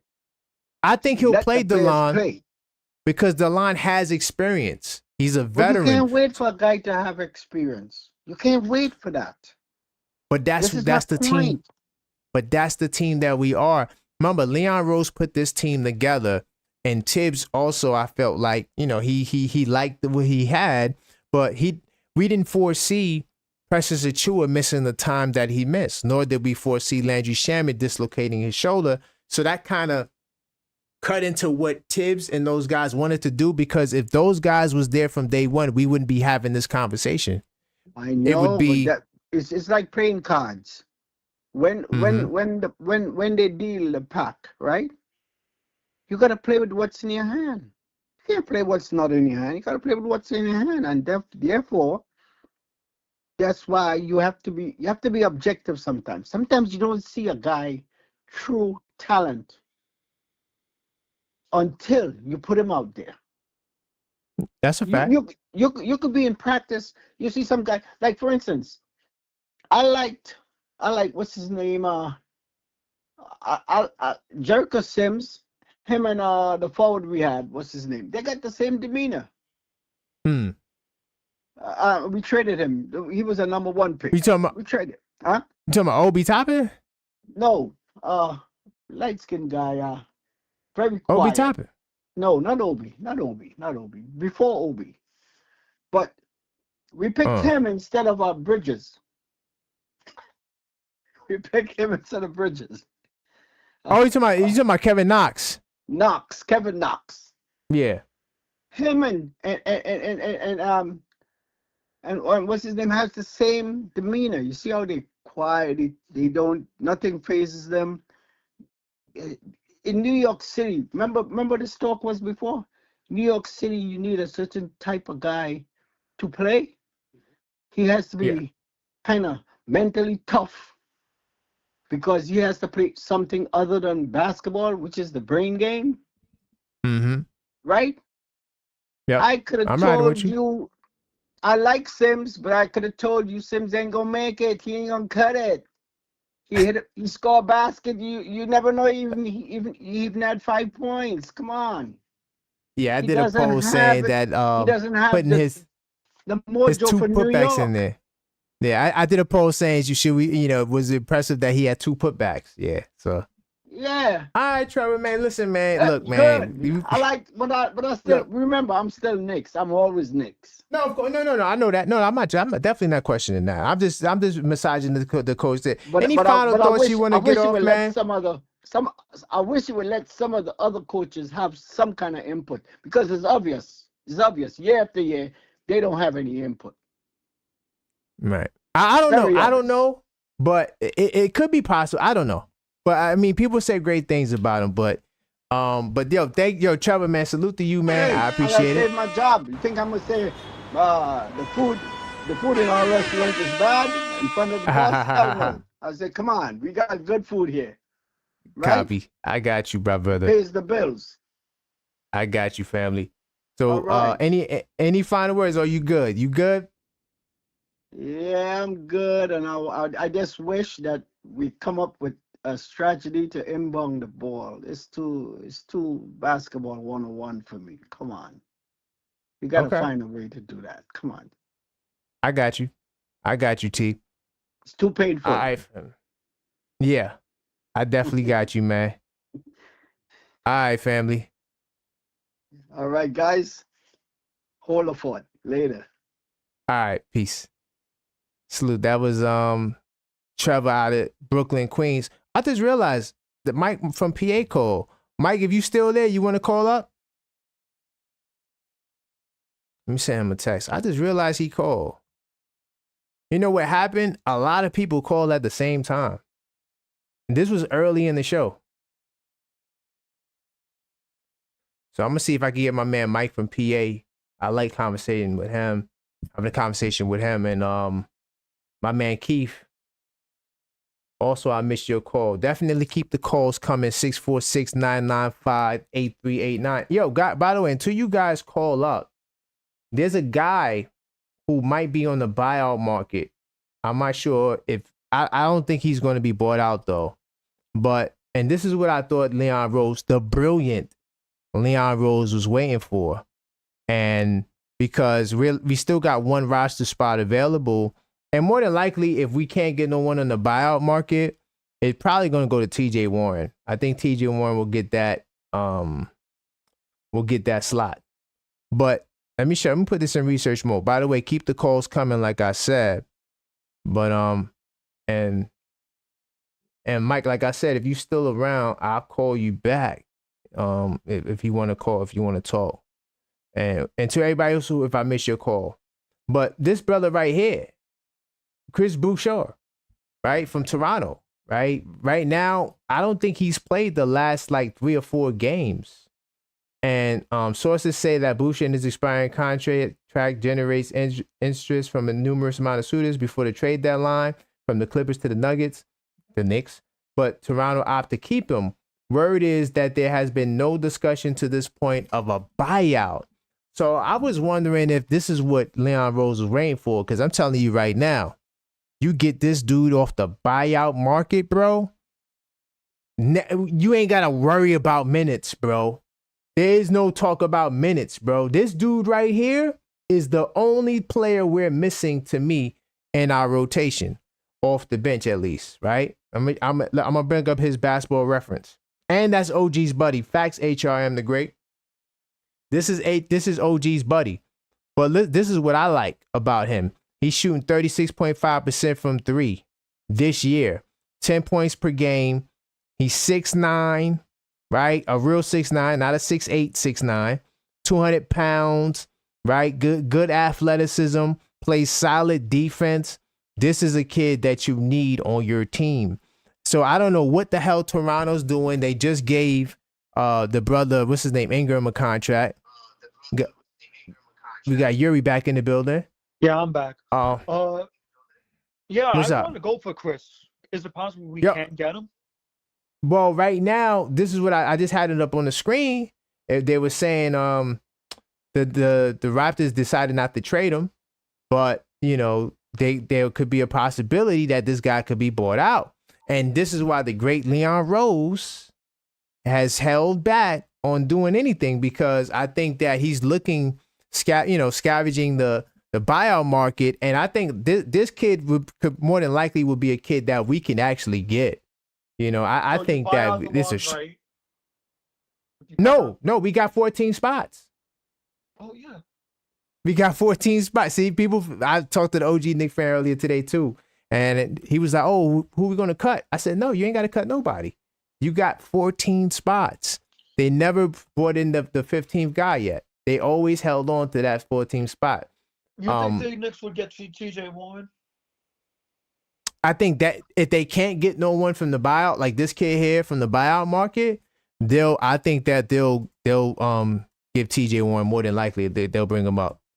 They definitely, I think they definitely will fill that last 15 spot, because they got $500K in cash just sitting there, and they probably won't even have to use the whole amount. But either way, I don't foresee them going into the postseason without a 15th guy. I think that they will, but they just been managing the. You know how Leon Rose has been kind of finagling the whole salary thing and trying to make sure he doesn't touch the second apron. And I think this was a part of his grand plan. Was if we can't get a trade, we still got that roster spot available, and I got it on the screen. See the 3 two-ways. So 17 total, 3 two-ways, and then you get 15 standard contracts. We only got 14. So there's room to bring in another guy. You know what I think? Honestly, looking at these contracts, I'm sensing a trade in the off season. I'm sensing a trade. Oh yeah. Yeah, definitely there could be moves. because I mean, let's speak. You know what? Since we're here, and by the way, like I said, keep the calls coming. Mike from PA, if you want to call up, call up. I didn't You see did your what call. you had to do. You paid OG last season. Let's see. Yes. You know what I mean? No, you're right. And look, this is the snapshot to next year. So look, next year, right? Mm-hmm. You'll see we only have $11 million in second apron space, right? And this is, of course, so look, you got how many guys? 10 guys that's under contract, right? Ariel, more than likely they're gonna bring him back. He has a team option. Back, Ariel. Yeah, more than likely he's coming back. So look, your biggest free agent is Precious Achua, right? And he has $11 million cap hit. Be interesting to see what Achua draws. It seems like they got a great relationship with him. I'm wondering if they could make him wait again like they did last year. But some of the trades, I mean, to be honest, Mitchell Robinson would be the guy to trade if you are doing a trade. You could sign in. I don't like hearing that, but no, but yeah, you could sign and trade these guys, but more than likely that won't be an option. But to be honest, if there is a trade that's going to be made, it's going to be a very small one. I don't really see a big trade unless you trade in Mitch.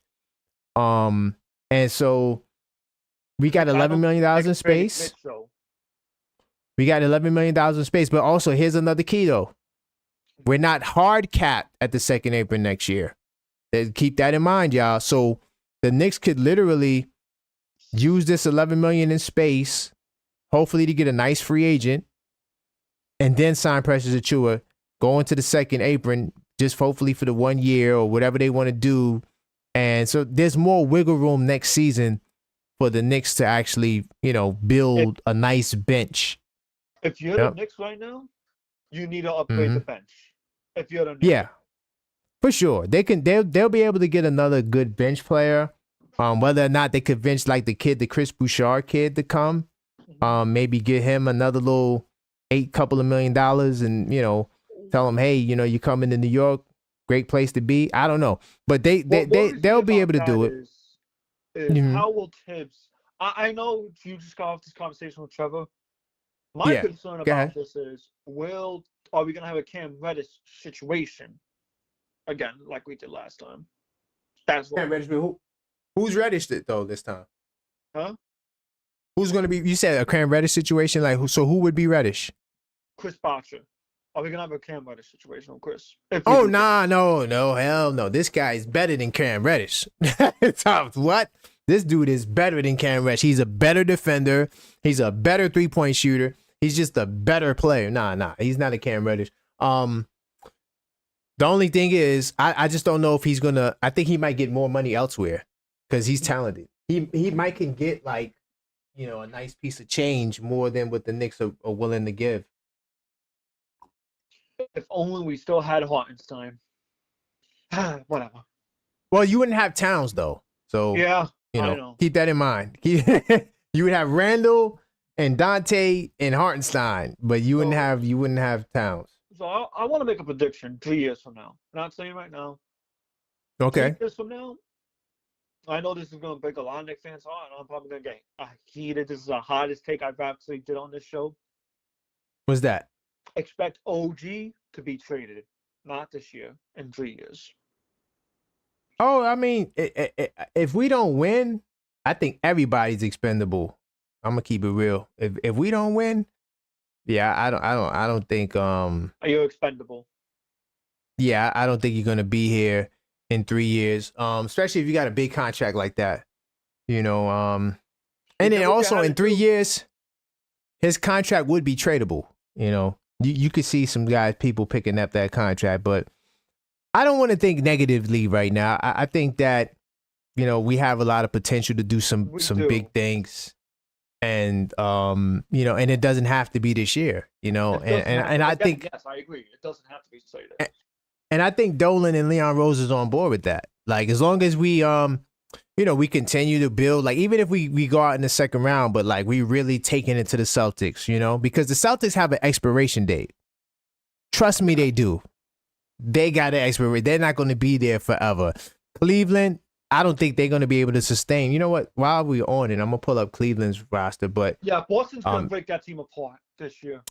For sure, got they're it. gonna break that team apart. Yeah, I just if they don't win, for sure, they definitely breaking it apart. But even if they win, they still might have to break it apart because They're way above the third apron. they're way above that apron. That it's just not. Yeah, it's not beneficial for them financially to keep it going. And they're the Celtics. They already got 18 championships. So And I'm calling it. Boston's gonna go into rebuild mode. Might not be today. Might not be tomorrow. They're going into rebuild mode. that, or they're gonna trade off of KP and or trade off a Holiday more than likely. I could see them trading off of him I would to like to pick up Holiday. yeah. I would like the Knicks to pick up Holiday. Part of me. Oh yeah, and where would you put him? What position does he play? He plays both guards. Shooting guard. I would play shooting So- guard. No, a matter of fact, no, point guard. Put Jalen Brunson on shooting guard. Oh, okay, and then let him guard the big guards. Yeah. Yeah, they could share the duty. I think Holiday, he's definitely somebody Drew Holiday who, will give you the perimeter defense you're looking for. for sure, and because he's top 5 all time to me in terms of two-way guards. Listen, you got to make a splash though next year. That's for sure. You can't. Facts. You got 11. Wow, they're really all above that foot. Wow. This is next year, Cleveland, y'all. Cleveland, the Cavaliers. Let's go, Cleveland. Oh yeah, by the way, Minnesota. You gotta make a move now. Minnesota just smacked OKC. By the way, it's official. They smacked them 116-101. 116-101. Damn. Yeah, and could it be? Hey, are we starting to see a chinks in the armor? I don't know. Let's see. But anyway, getting back to this. Right now, you made this trade. You're saying we're gonna try to make the finals. Look at the oh my god! Look at the salary. Oh Lord. Oh. How many years you think Cleveland keeps this together? Especially if they're not winning no championship. Not even 1 year. Bro, how many years you think they got? And look at the cap. Look at the cap holes. Ty Jerome. Who else they got down? Well, Tristan Thompson they could let go. Tristan Thompson. Money Bates. I guess everybody else is expendable. Merrill they could let go. I think everybody else is. But Ty Jerome, yeah, they gonna want him back. Look at that. Oh Lord. Wow, that's. Mm-hmm. You know what? This is why I always say, don't underestimate Leon Rose.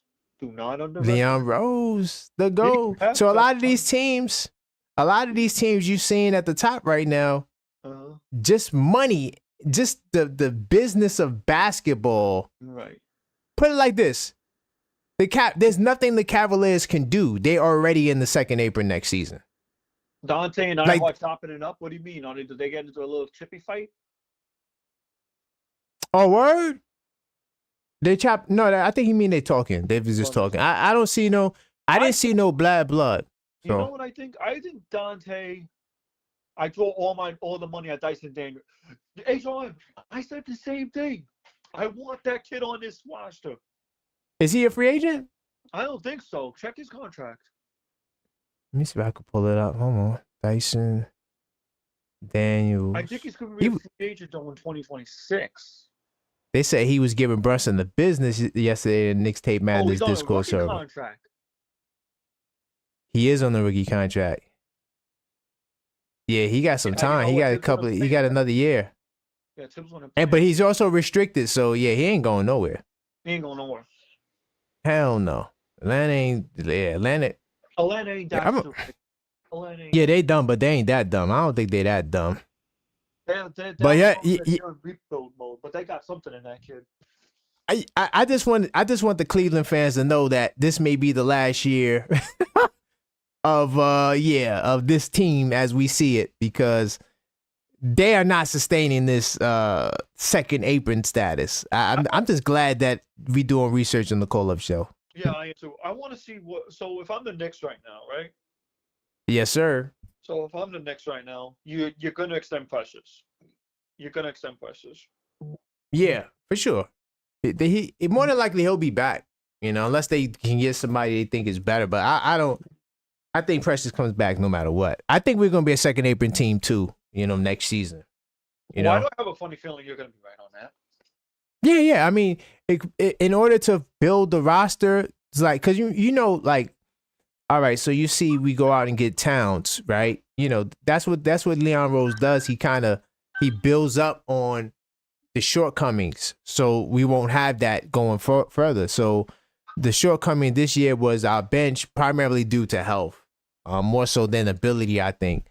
So I think that he's going to try to get more guys that are going to be durable and probably move off of a Mitchell Robinson, right? So- And yeah, If you're the Knicks if he doesn't work out, I could be wrong. Go ahead. So if you're the Knicks right now, what would you do this offseason?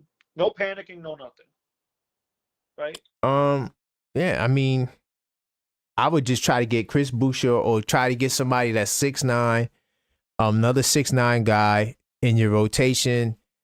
Campaign will probably be up out of there. Huh?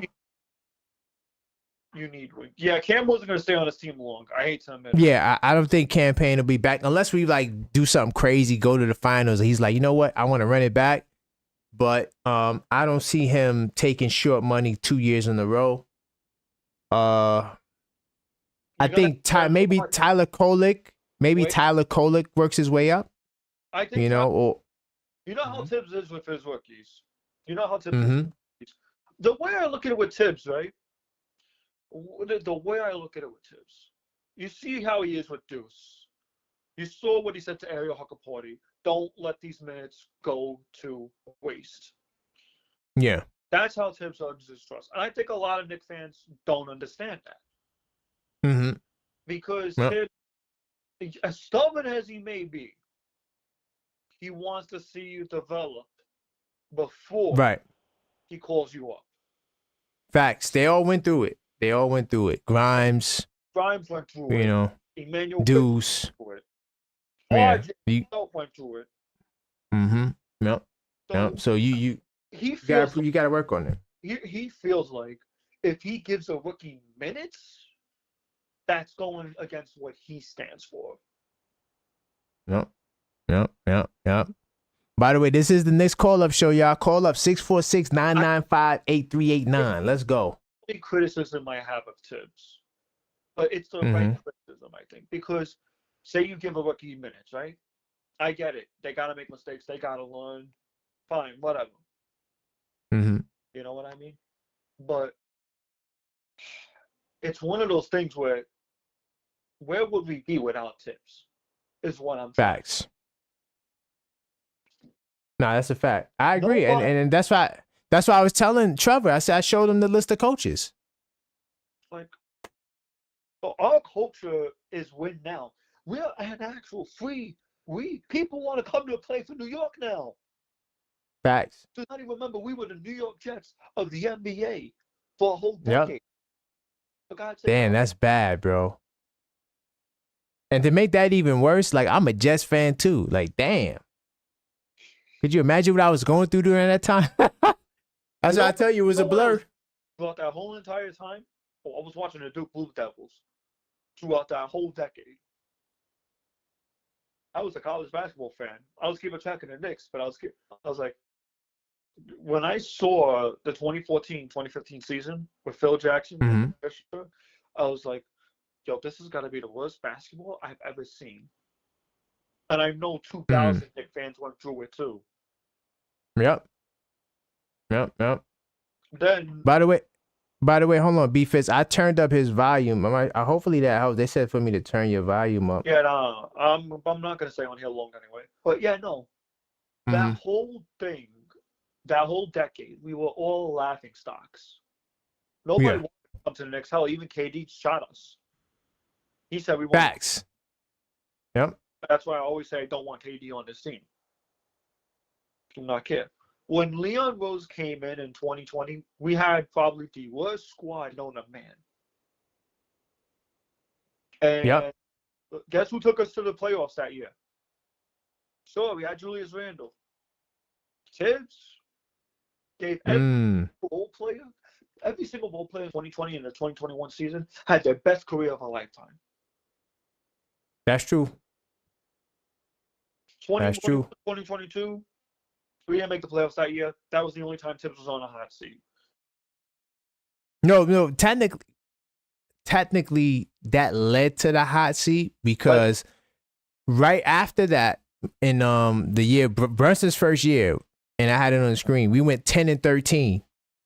And that's when all the articles came out. Oh, Tibbs this, Tibbs that. Then we went on this crazy 8-game winning streak. Then we lost 5, but then we won 4. And then poof, we just we took off. And that kind of saved his job. And then that led to him getting the extension, up last season whenever he got it. Because the team just kept getting better from there. So and he's got the locker room. And he's got the one thing you gotta say about Tibbs is if he loses the trucks to the locker room, he is fired. Straight up.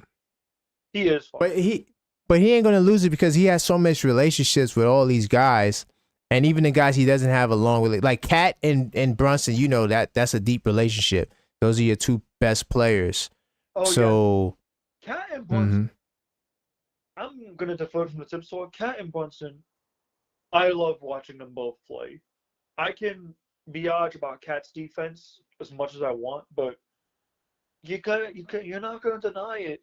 He changed. He built that New York mentality that he has. I saw, like he said himself, I was a boy in Minnesota. I'm a man now in New York. And if facts, people was taking that out of context, but I honestly do believe that was a shot thrown at Minnesota. I believe he was throwing shots at Minnesota. Oh yeah. It's like Luka. Luka's in a better place, just like Cat's in a better place, right? New York, LA, but they still kind of felt some type of way because they put they all into those cities. You know what I'm saying? And for them to be dealt like that, just out of the blue, out of nowhere, poof, gone. It's like, yeah, it's hard to not take it personally. And yeah, I'll admit, but the only way you'll get rid of Tibbs is if he goes into a front office position, which I do believe will happen. I do believe that's possible. It's possible, at his older age, maybe. But I think Tibbs is a basketball junkie. I think he lasts for a little while because he loves basketball. The rumor was he got he called off his engagement because he's talking about he was married to basketball. I'm not sure if that was true, but that's true. Then oh my god, I don't know. I thought it was a joke, but it could have been true. I don't know, but he's definitely married to basketball. Like basketball is his life. Like on the Roommates podcast. By the way, salute to the Roommates podcast. You got to watch the last episode if you didn't. I actually did watch it.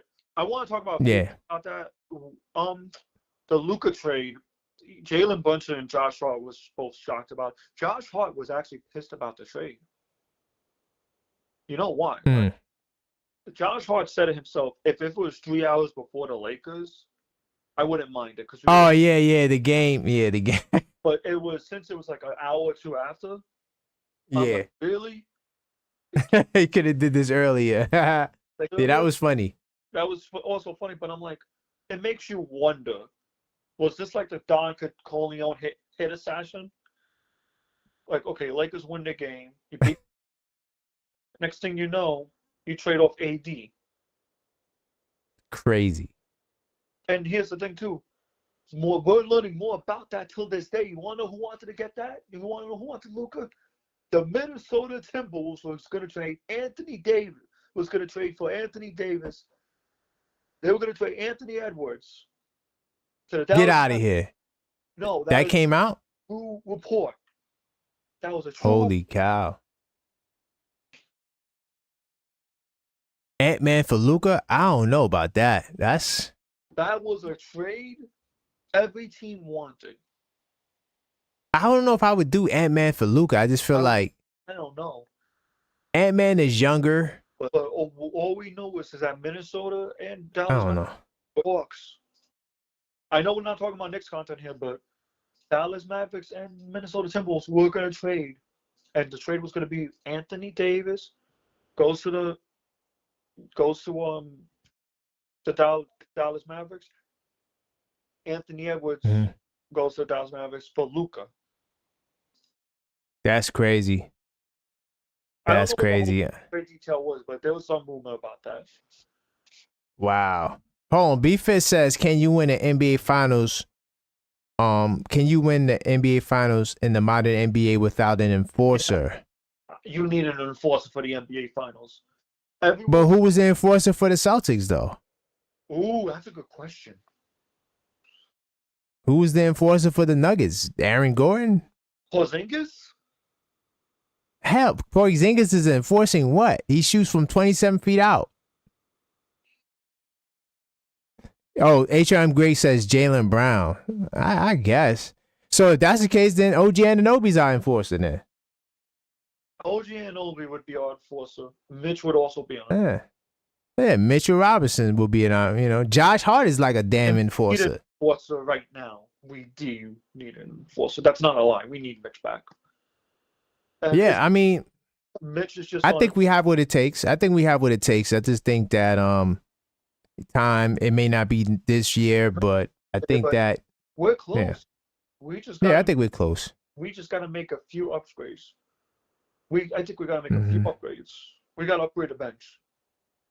I was talking to a YouTuber before, right? Mm-hmm. His name is His name is War.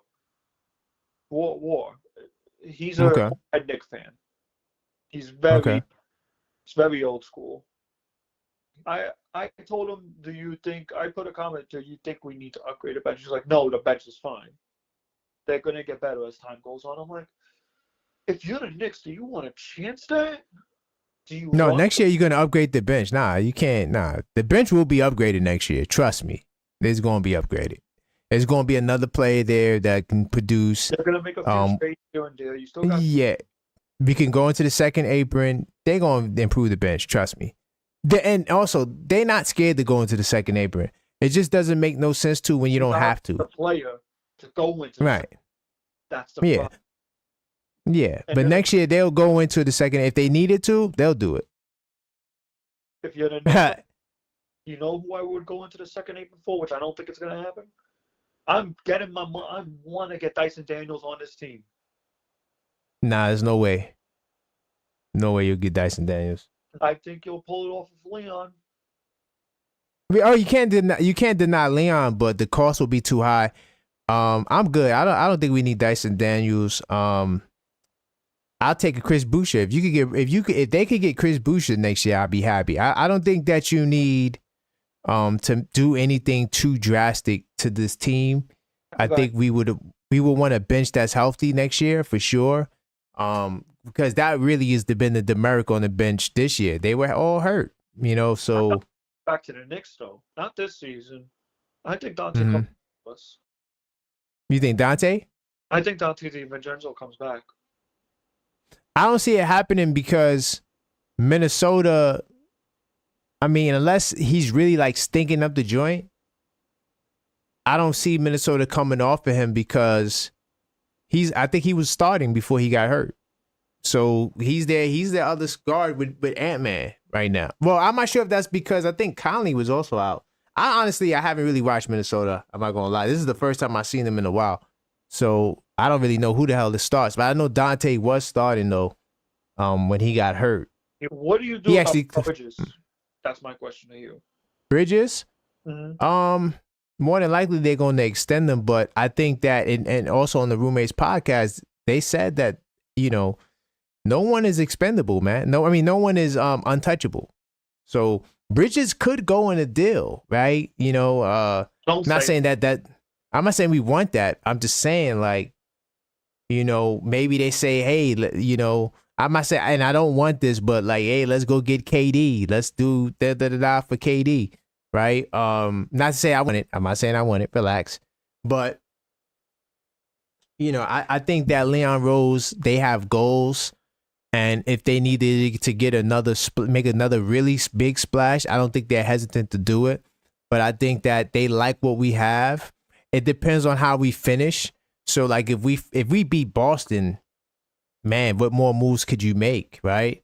But if we fall short to Boston, I wouldn't be surprised if you see a big splash because there are some guys that still left that are looking to move on from team. I know KD for sure I think he's going to be out of Phoenix. Even though they could deny it and play like this not the case, I could see Phoenix, look moving off for him because I don't think they're going to make the. I don't think Phoenix is going to make the playoffs. I But don't either. But if if they make the playoffs, they're not going far. if you're the Knicks, do you make the splash or do you try your best with Mikal? That's the question. It depends on how we lose. It depends on how Mikal looks in the playoffs. It depends on a lot. I don't want to talk about trading nobody right now, but if we're talking about it, I'm just gonna give you the honest truth all the time. And Anna Grill says Dante was not an enforcer. Please stop. Hey, facts. Also, like I think the whole enforcer thing, I think that's kind of like I don't want to say it's outdated.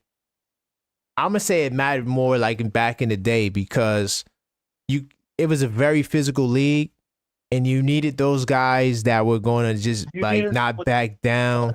Back then. These guys today, they're all friends. Like you don't really see fights like that. It's the defense is like way different today. Like it's everyone shooting threes. It's people do drive, but it's like usually on fast breaks and it's just a lot more three balls. It's just not the same league. I'm not saying you don't need the defense. I'm not saying that. I'm just saying that the guy who sits there like Charles Oakley, right? And who is a rebounder and that's it. I think you need guys that could do a multifaceted of things. So like if Jaylen Brown is the enforcer for Boston, then that's the guy that you need to get. You need to get a guy like that, a guy that's tough. And I think we got that. I think we got enforcers. I just don't think the picture, because a lot of these guys go back to the 90s and beyond. So they're thinking about Charles Oakley and they're thinking about that type of an enforcer. I think Josh Hart's an enforcer. Take this free agency. You really have to. You got tough choices to make. Yeah. It'll be easier once we see how the playoffs look. Trust me. Shows out in the playoffs. Mikal's earning that extension. Yeah. Mikal is earning that extension. Think about it, right? When you look at the Eastern Conference, y'all, hold on. We gonna really, since y'all want to talk about future stuff, I like to think about the future too.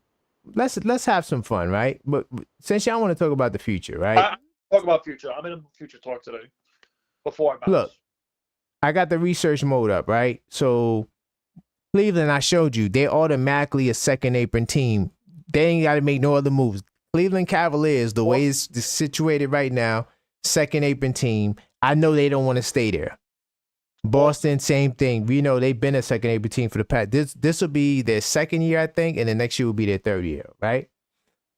Knicks, we still first apron, but we more than likely might be a second apron team next year, right? Indiana, I don't think they might be a first apron team. I'm not sure, but I'm not worried about Indiana. Like, yes, they could make a move to get better, but I would have to see that happen. Of course, we know Milwaukee, their second apron team, they're definitely not trying to stay there. Now you got the young Detroit Pistons who's coming. Okay. Don't be surprised if the Pistons are top 3 in the league next year, in a few years.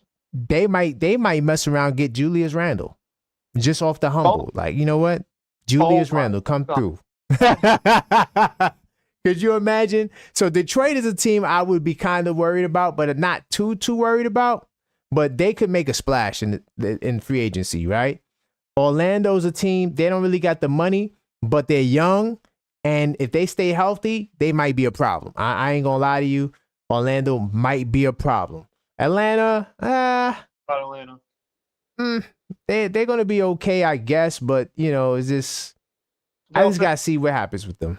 I can't really speak. I mean, they got the first pick. Could he get better? Possibly.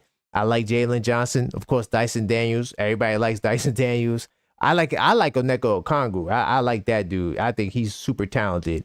Hawks, Miami, I don't know. I don't know about Miami. Chicago, no. And Philly, yeah, they're going to have to do something drastic because Paul George is robbing them dead. Brooklyn Nets is a team I got to watch out for. I actually wanted to trade Precious for Isaiah Stewart. But Nah, I'm not doing that. I like Isaiah Stewart though. He's an enforcer for sure. He's an enforcer we for need sure. an enforcer on this team. I feel like Isaiah Stewart will be that guy. But you see Toronto? Toronto's a wild card because I think they might trade RJ or Quickly. I think one of them is out of there. I don't think they're keeping them going forward. They signed Ingram. I foresee a trade coming. I think the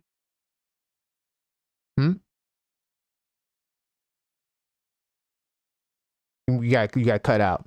But Charlotte Hornets is another team that I think is going to be better next year if they have good health.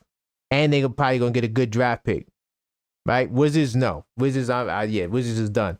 But basically, the reason why I went through the whole entire Eastern Conference and Yuri dropped off, the only reason why I went through the whole entire Eastern Conference, y'all, is because by default, we could move up and be the number one team. By default.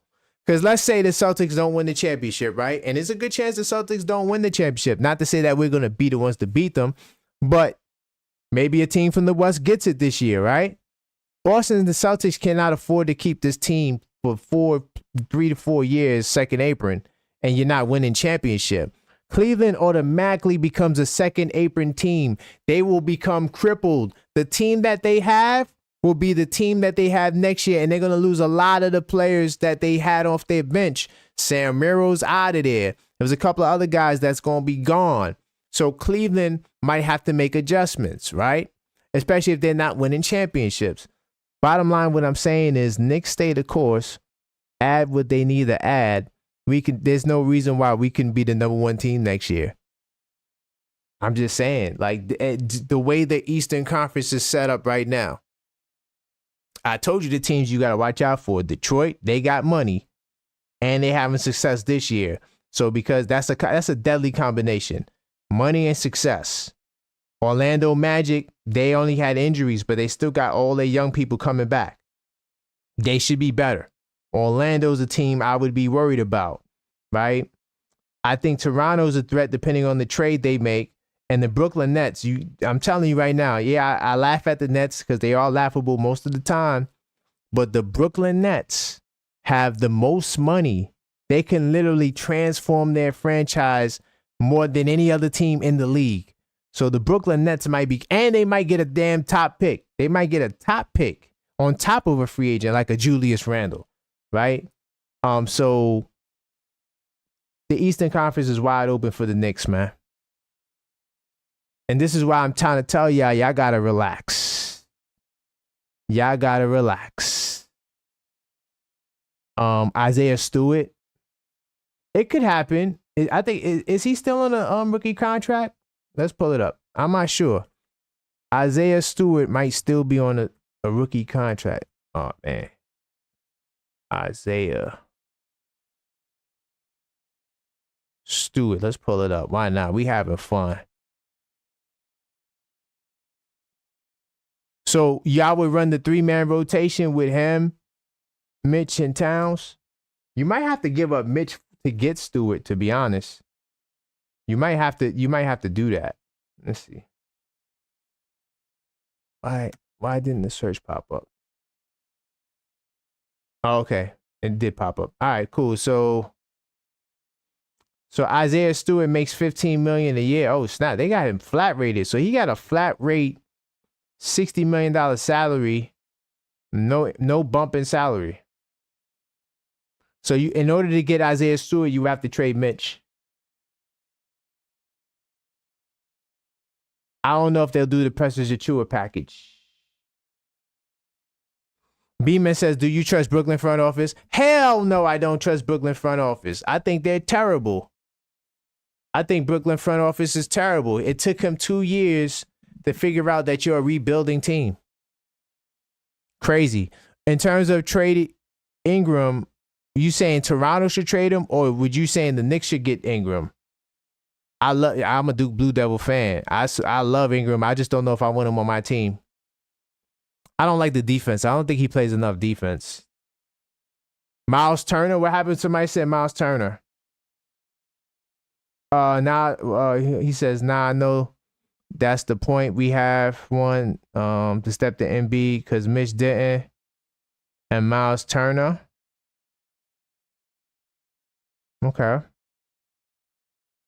You don't think Mitch has a heart? I think Mitch got the heart to step to Embiid. We know Towns stepped to Embiid and they got into fisticuffs. Anagrill, Orlando definitely is coming. Yeah, Orlando, like I said, Orlando, Detroit, depending on who they get, because they got a lot of money, and Brooklyn. But yeah, I have no faith in their front office. But I'm just saying, like, Brooklyn could do some crazy stuff if they really use their brains. Oh, it's not. He said they're gonna mess them picks up. Probably.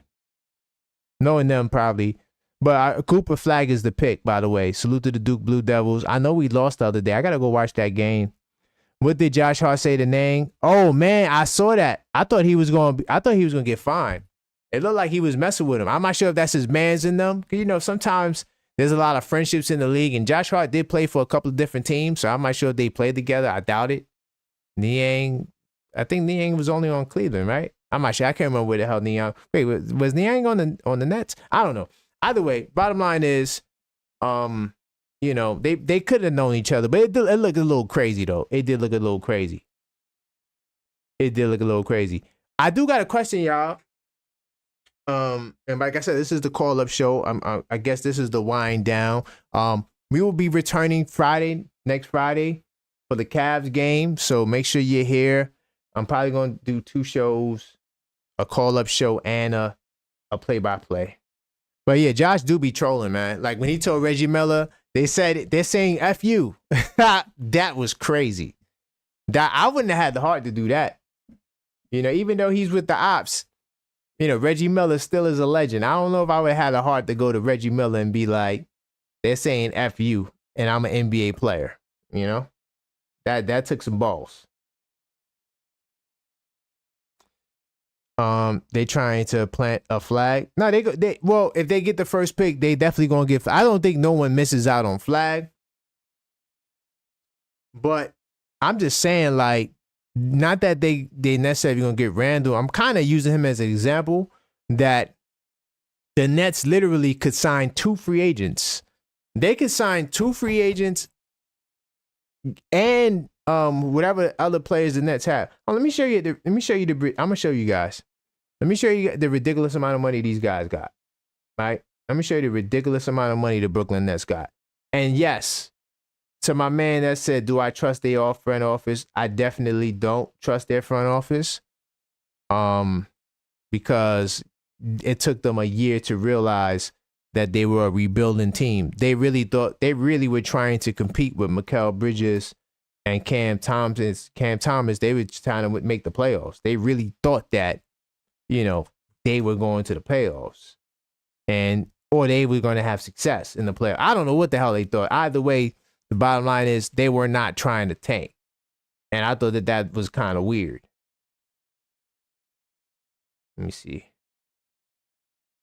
So look, let me pull up the net salary for next year. So look at the amount of money. Look at the amount of money the Nets have next year. $143 million second apron space. $131 million first apron space. You could sign 4 Julius Randles. All right? You could sign 4 Julius Randles. And that's with keeping Claxton, Cam Johnson, Clowney, right? They do got to bring back Cam Thomas, right? Yeah, they do got to bring back Cam Thomas. He's a free agent. So, I mean, there's so much stuff they can do. So, basically, what I'm trying to tell you guys is that, hold on. Hold on. Is that what the allocation is? $64 million in allocate. Hold up. Nah. I don't think that's counting the allocations, no. Russell's out of there. They're not bringing Russell back. Bojan is out of there. They clearing his cap holes. Oh, snap. So Cam Thomas only has a 12. Yo, the Nets, guys. The Nets can do so much. I'm just going to tell you like this. You see this $131 million right here? This is a real number for the Nets. they could spend that on talent. All right. So I'm not saying they're going to do the right thing because we seen Philadelphia do the dumb stuff they did. And Philadelphia is, they're just a big disappointment. But it just looks scary on paper. That's all I'm trying to say. Because they got the money for sure. And like I said, in the Eastern Conference, those are the only teams I'm worried about. Orlando, Detroit, Brooklyn. The rest of these teams, yeah, I got to see it. Maybe Atlanta, depends. If Atlanta has a little bit of sense, they might could do something. But I got no faith in them. I'm not going to lie. Oh, my bad. I ain't mean to go to the bumper. HRM says Ingram should have waited to create leverage with the Nets. Facts. I don't know. I mean, you know what it is though? HRM the Great. What that tells me is that he had to get out of the Pelicans. It's like some places it's just like you don't even want to live there for any second longer. Or he really believes in Toronto. You know what? Just for fun, let's pull up Toronto. Let's pull up Toronto because they do got some promise too, but I just don't know. The only problem with Toronto is that they got like an injury, like crazy injury bug, bro. Like they get hurt every year, bro. It's like Toronto, they just, it's just, I don't know, man. They got bad juju, man. They got bad juju. So we're going to go to next year with Toronto Raptors, right? They ain't really got the space. Y'all. Look at their money, yo. They only got $12 million in apron space. They're going to have to trade RJ quickly, yo. They're going to have to trade RJ quickly, for sure. I mean, Chris Boucher is their number one free agent. Clearly, they're not going to bring him back. Chris Boucher is not going back to the Raptors. It's not happening, bro. They might as well just buy him out and let us sign him this year. You know what I'm saying? They better just buy him out and let us sign him. But yeah, I have no faith in Toronto, guys. I'm gonna say it like that. I have no faith. Though I do like this kid though, Jamal Shad. He was putting in work. Even not just against the Knicks. I seen a couple of Toronto games. He was solid. He's just a little undersized though. But they like Jacoby Walter. This is their future. This is the guy they drafted. Of course, Grady, D-Word. This guy here, Ochai Agbaji, they like him too. Yeah, they like him more than they like Boucher. Let me see. Hart don't care. Love that about him. Yeah, Hart has no chill, by the way. There's a lot. Let me see. 3 years is weak. Is Cam Thomas hurt? I don't know what's going on with the Nets. I ain't gonna lie, y'all. I don't watch the Nets at all. That's one team I don't watch. Strong Island Bomber, salute to you. He says we getting TJ Warren. You heard anything on that? Not right now, because the buyout market is still fresh. And there's a couple of guys like this kid right here. This kid right here, Strong Island, Chris Boucher. I think the Knicks is waiting to see if Toronto actually buys him out. So if Toronto buys out Chris Boucher, you can book it. He will be a Knick. You can book it, bro. If they buy Chris Boucher out, Chris Boucher will be a Knick. Because this is one of the names the Knicks did want to trade for. Let me see.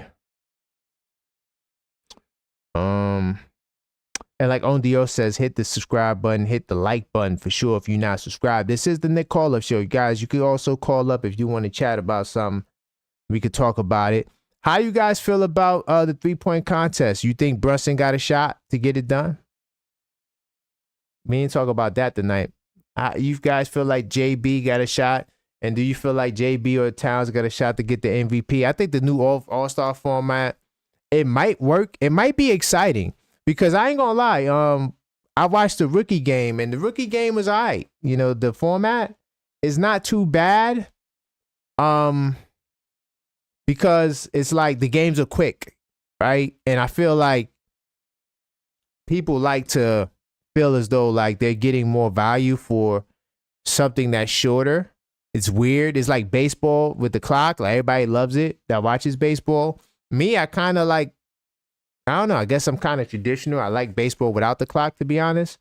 And then some of the restrictions that it comes with, it just like, kind of changes the game a little bit for me. Not that it's bad, but some people like the short, I think some people will like the short games. And because the games are shorter, it's like the players might play harder because they feel like if they play harder, it's only for, less minutes. So I might not get hurt, right?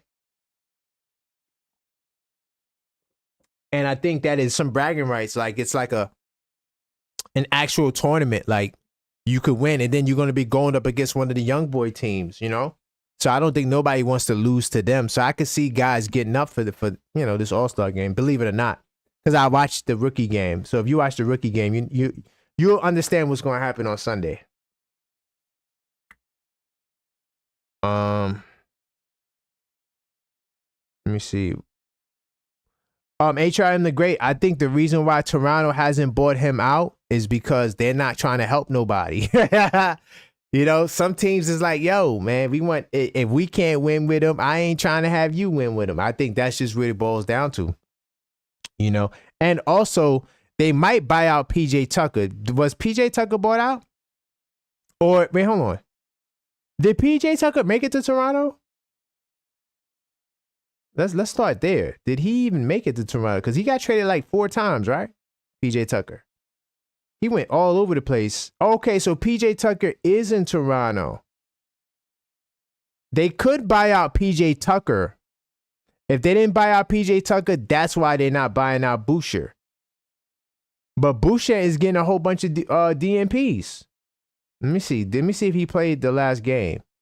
Because I'm not going to cap like I watch every Toronto Raptor game. Let me see. Right, he didn't play the Cleveland game. I don't know. He did play against Philly, though. He did play against Philly, Houston, OKC. Of course, they're going to play him against these teams. That's one hell of a stretch. Well, Philly is weak, but I'm saying Houston, OKC, But look, he didn't play against Memphis, and he didn't play against the Knicks. Didn't play against Chicago. Played against the Clippers. So I'm thinking they probably won't buy him out, though, because of PJ Tucker. Now that I see he's on the team, and they could easily buy out PJ Tucker to let him go somewhere. Would you guys want PJ Tucker? Hell no. Old head said PJ Tucker is a 50-year-old pass. Facts. Ingram signed 3-year deal worth $150. I would have thought he would try to sign with a contender. I think because he might really believe in Toronto. I do like him and Barnes at the forwards. I just don't like Quickly and RJ at the guards with them. I think one of them got to go. I think you need a defensive-minded guard. Like if they can get somebody like, damn, who do you get? I'm not even sure who the hell they could get. Because I don't see a team doing a deal with them. How many years RJ got? Let me see. Let me see how many years RJ got. RJ got, yeah, I don't see no team doing it. I was going to say, do they fleece the Celtics to try to get Holiday? Would you do RJ Barrett for Holiday? Because I think Holiday would be perfect on Toronto. I just don't think the money matches up, of course, but that's the type of guard the Raptors would need. If you're going to play with Ingram and Barnes, you're going to need some guys that can really guard the perimeter because, Barnes is not guarding small guards on the perimeter. He's not doing that. Barnes is more of a 4, big 3, and Ingram is not playing no defense. He's not. He's a bucket getter for sure. So you're going to need perimeter defense, and Quickly and RJ are not it. Oh yeah, yo, Trav B, salute to you. I like that name. Ayo from the Bulls, Diomo, what's his name? DeSomo? I know you talking about. I'm gonna pull him up. You talking about the Sumu? I like the Sumu, bro. I wish the Knicks could get him. Let me see. Yeah, you talking about this is Ayo, the Sumu. This kid here. He's still on a rookie contract? Let me see, 3-year deal. No, he's not in rookie year. Experienced 3 years. Nah, he was because he wasn't a first round pick, right? He was second round pick, yeah. So yeah, he's on his second contract though. I don't see Chicago giving this kid up. I don't think Chicago want to give him up. But the Sumo, he is not a point guard though. I don't know where they got that from. I don't know where they got point guard from. He is not a point guard. They need to stop with that. But yeah, he's solid though defensively. He could get a bucket if you need him to. I like the Sumo. He's just not a point guard. I really don't know where they got that from. Chicago is another team. It's like, what the hell are they going to do? They might as well just give us Kobe White or something like that, right? Let me see. Holiday is in on Toronto timeline. I know Knicks will be champs. I'm just saying they need a guy that can play defense. Not actually Drew Holiday, but they need a kid the guy that can play defense. Oh, the Diabate that yeah signed up. The kid Diabate got signed up by the Hornets. Yeah. Yeah, Diabate is not bad. I like Diabate. Yeah. Zusumo is tough, man. Hey, yo, he's tough. He's just not a point guard, but he's definitely solid. Old head. PJ Tucker is an old head. Facts. Nah, he's facts. Nah, that's facts. Would you bring him to New York though? Do y'all want to bring PJ Tucker to New York? I say hell no. Nah, we don't need them problems. Cause he gonna be mad already that he ain't playing. Cause he's not gonna play under Coach Tibbs' system. For sure, you know that. Anna Grill says RJ retires a rapper. So you saying Quickly gonna be up out of there? You don't think that it'll be easy to trade RJ over Quickly? I think it's gonna be easier because Quickly makes a lot of money, man. I don't think too many teams want to take that $175 million joint. We got 5 years, 175. It's a big boy contract right there. I feel like RJ, his little 20-something million is a little easier to trade. Plus, you know, he's going to get a 20-point scorer a night. I just feel like the Toronto Raptors defense is just like mad gullible right now, B. HR on the Great says, how about the Mook? Mook is not going to sign. Mook is not going to sign. Remember, he turned you down earlier in the year. Because the Knicks had Mook, but they cut him to do the Towns trade. And when they wanted to go get Mook back, well, at least that's what the report is, right? Based on the report. Mook was like, no, I'm good. No, he's talking about Mook. I think he's talking about Morris.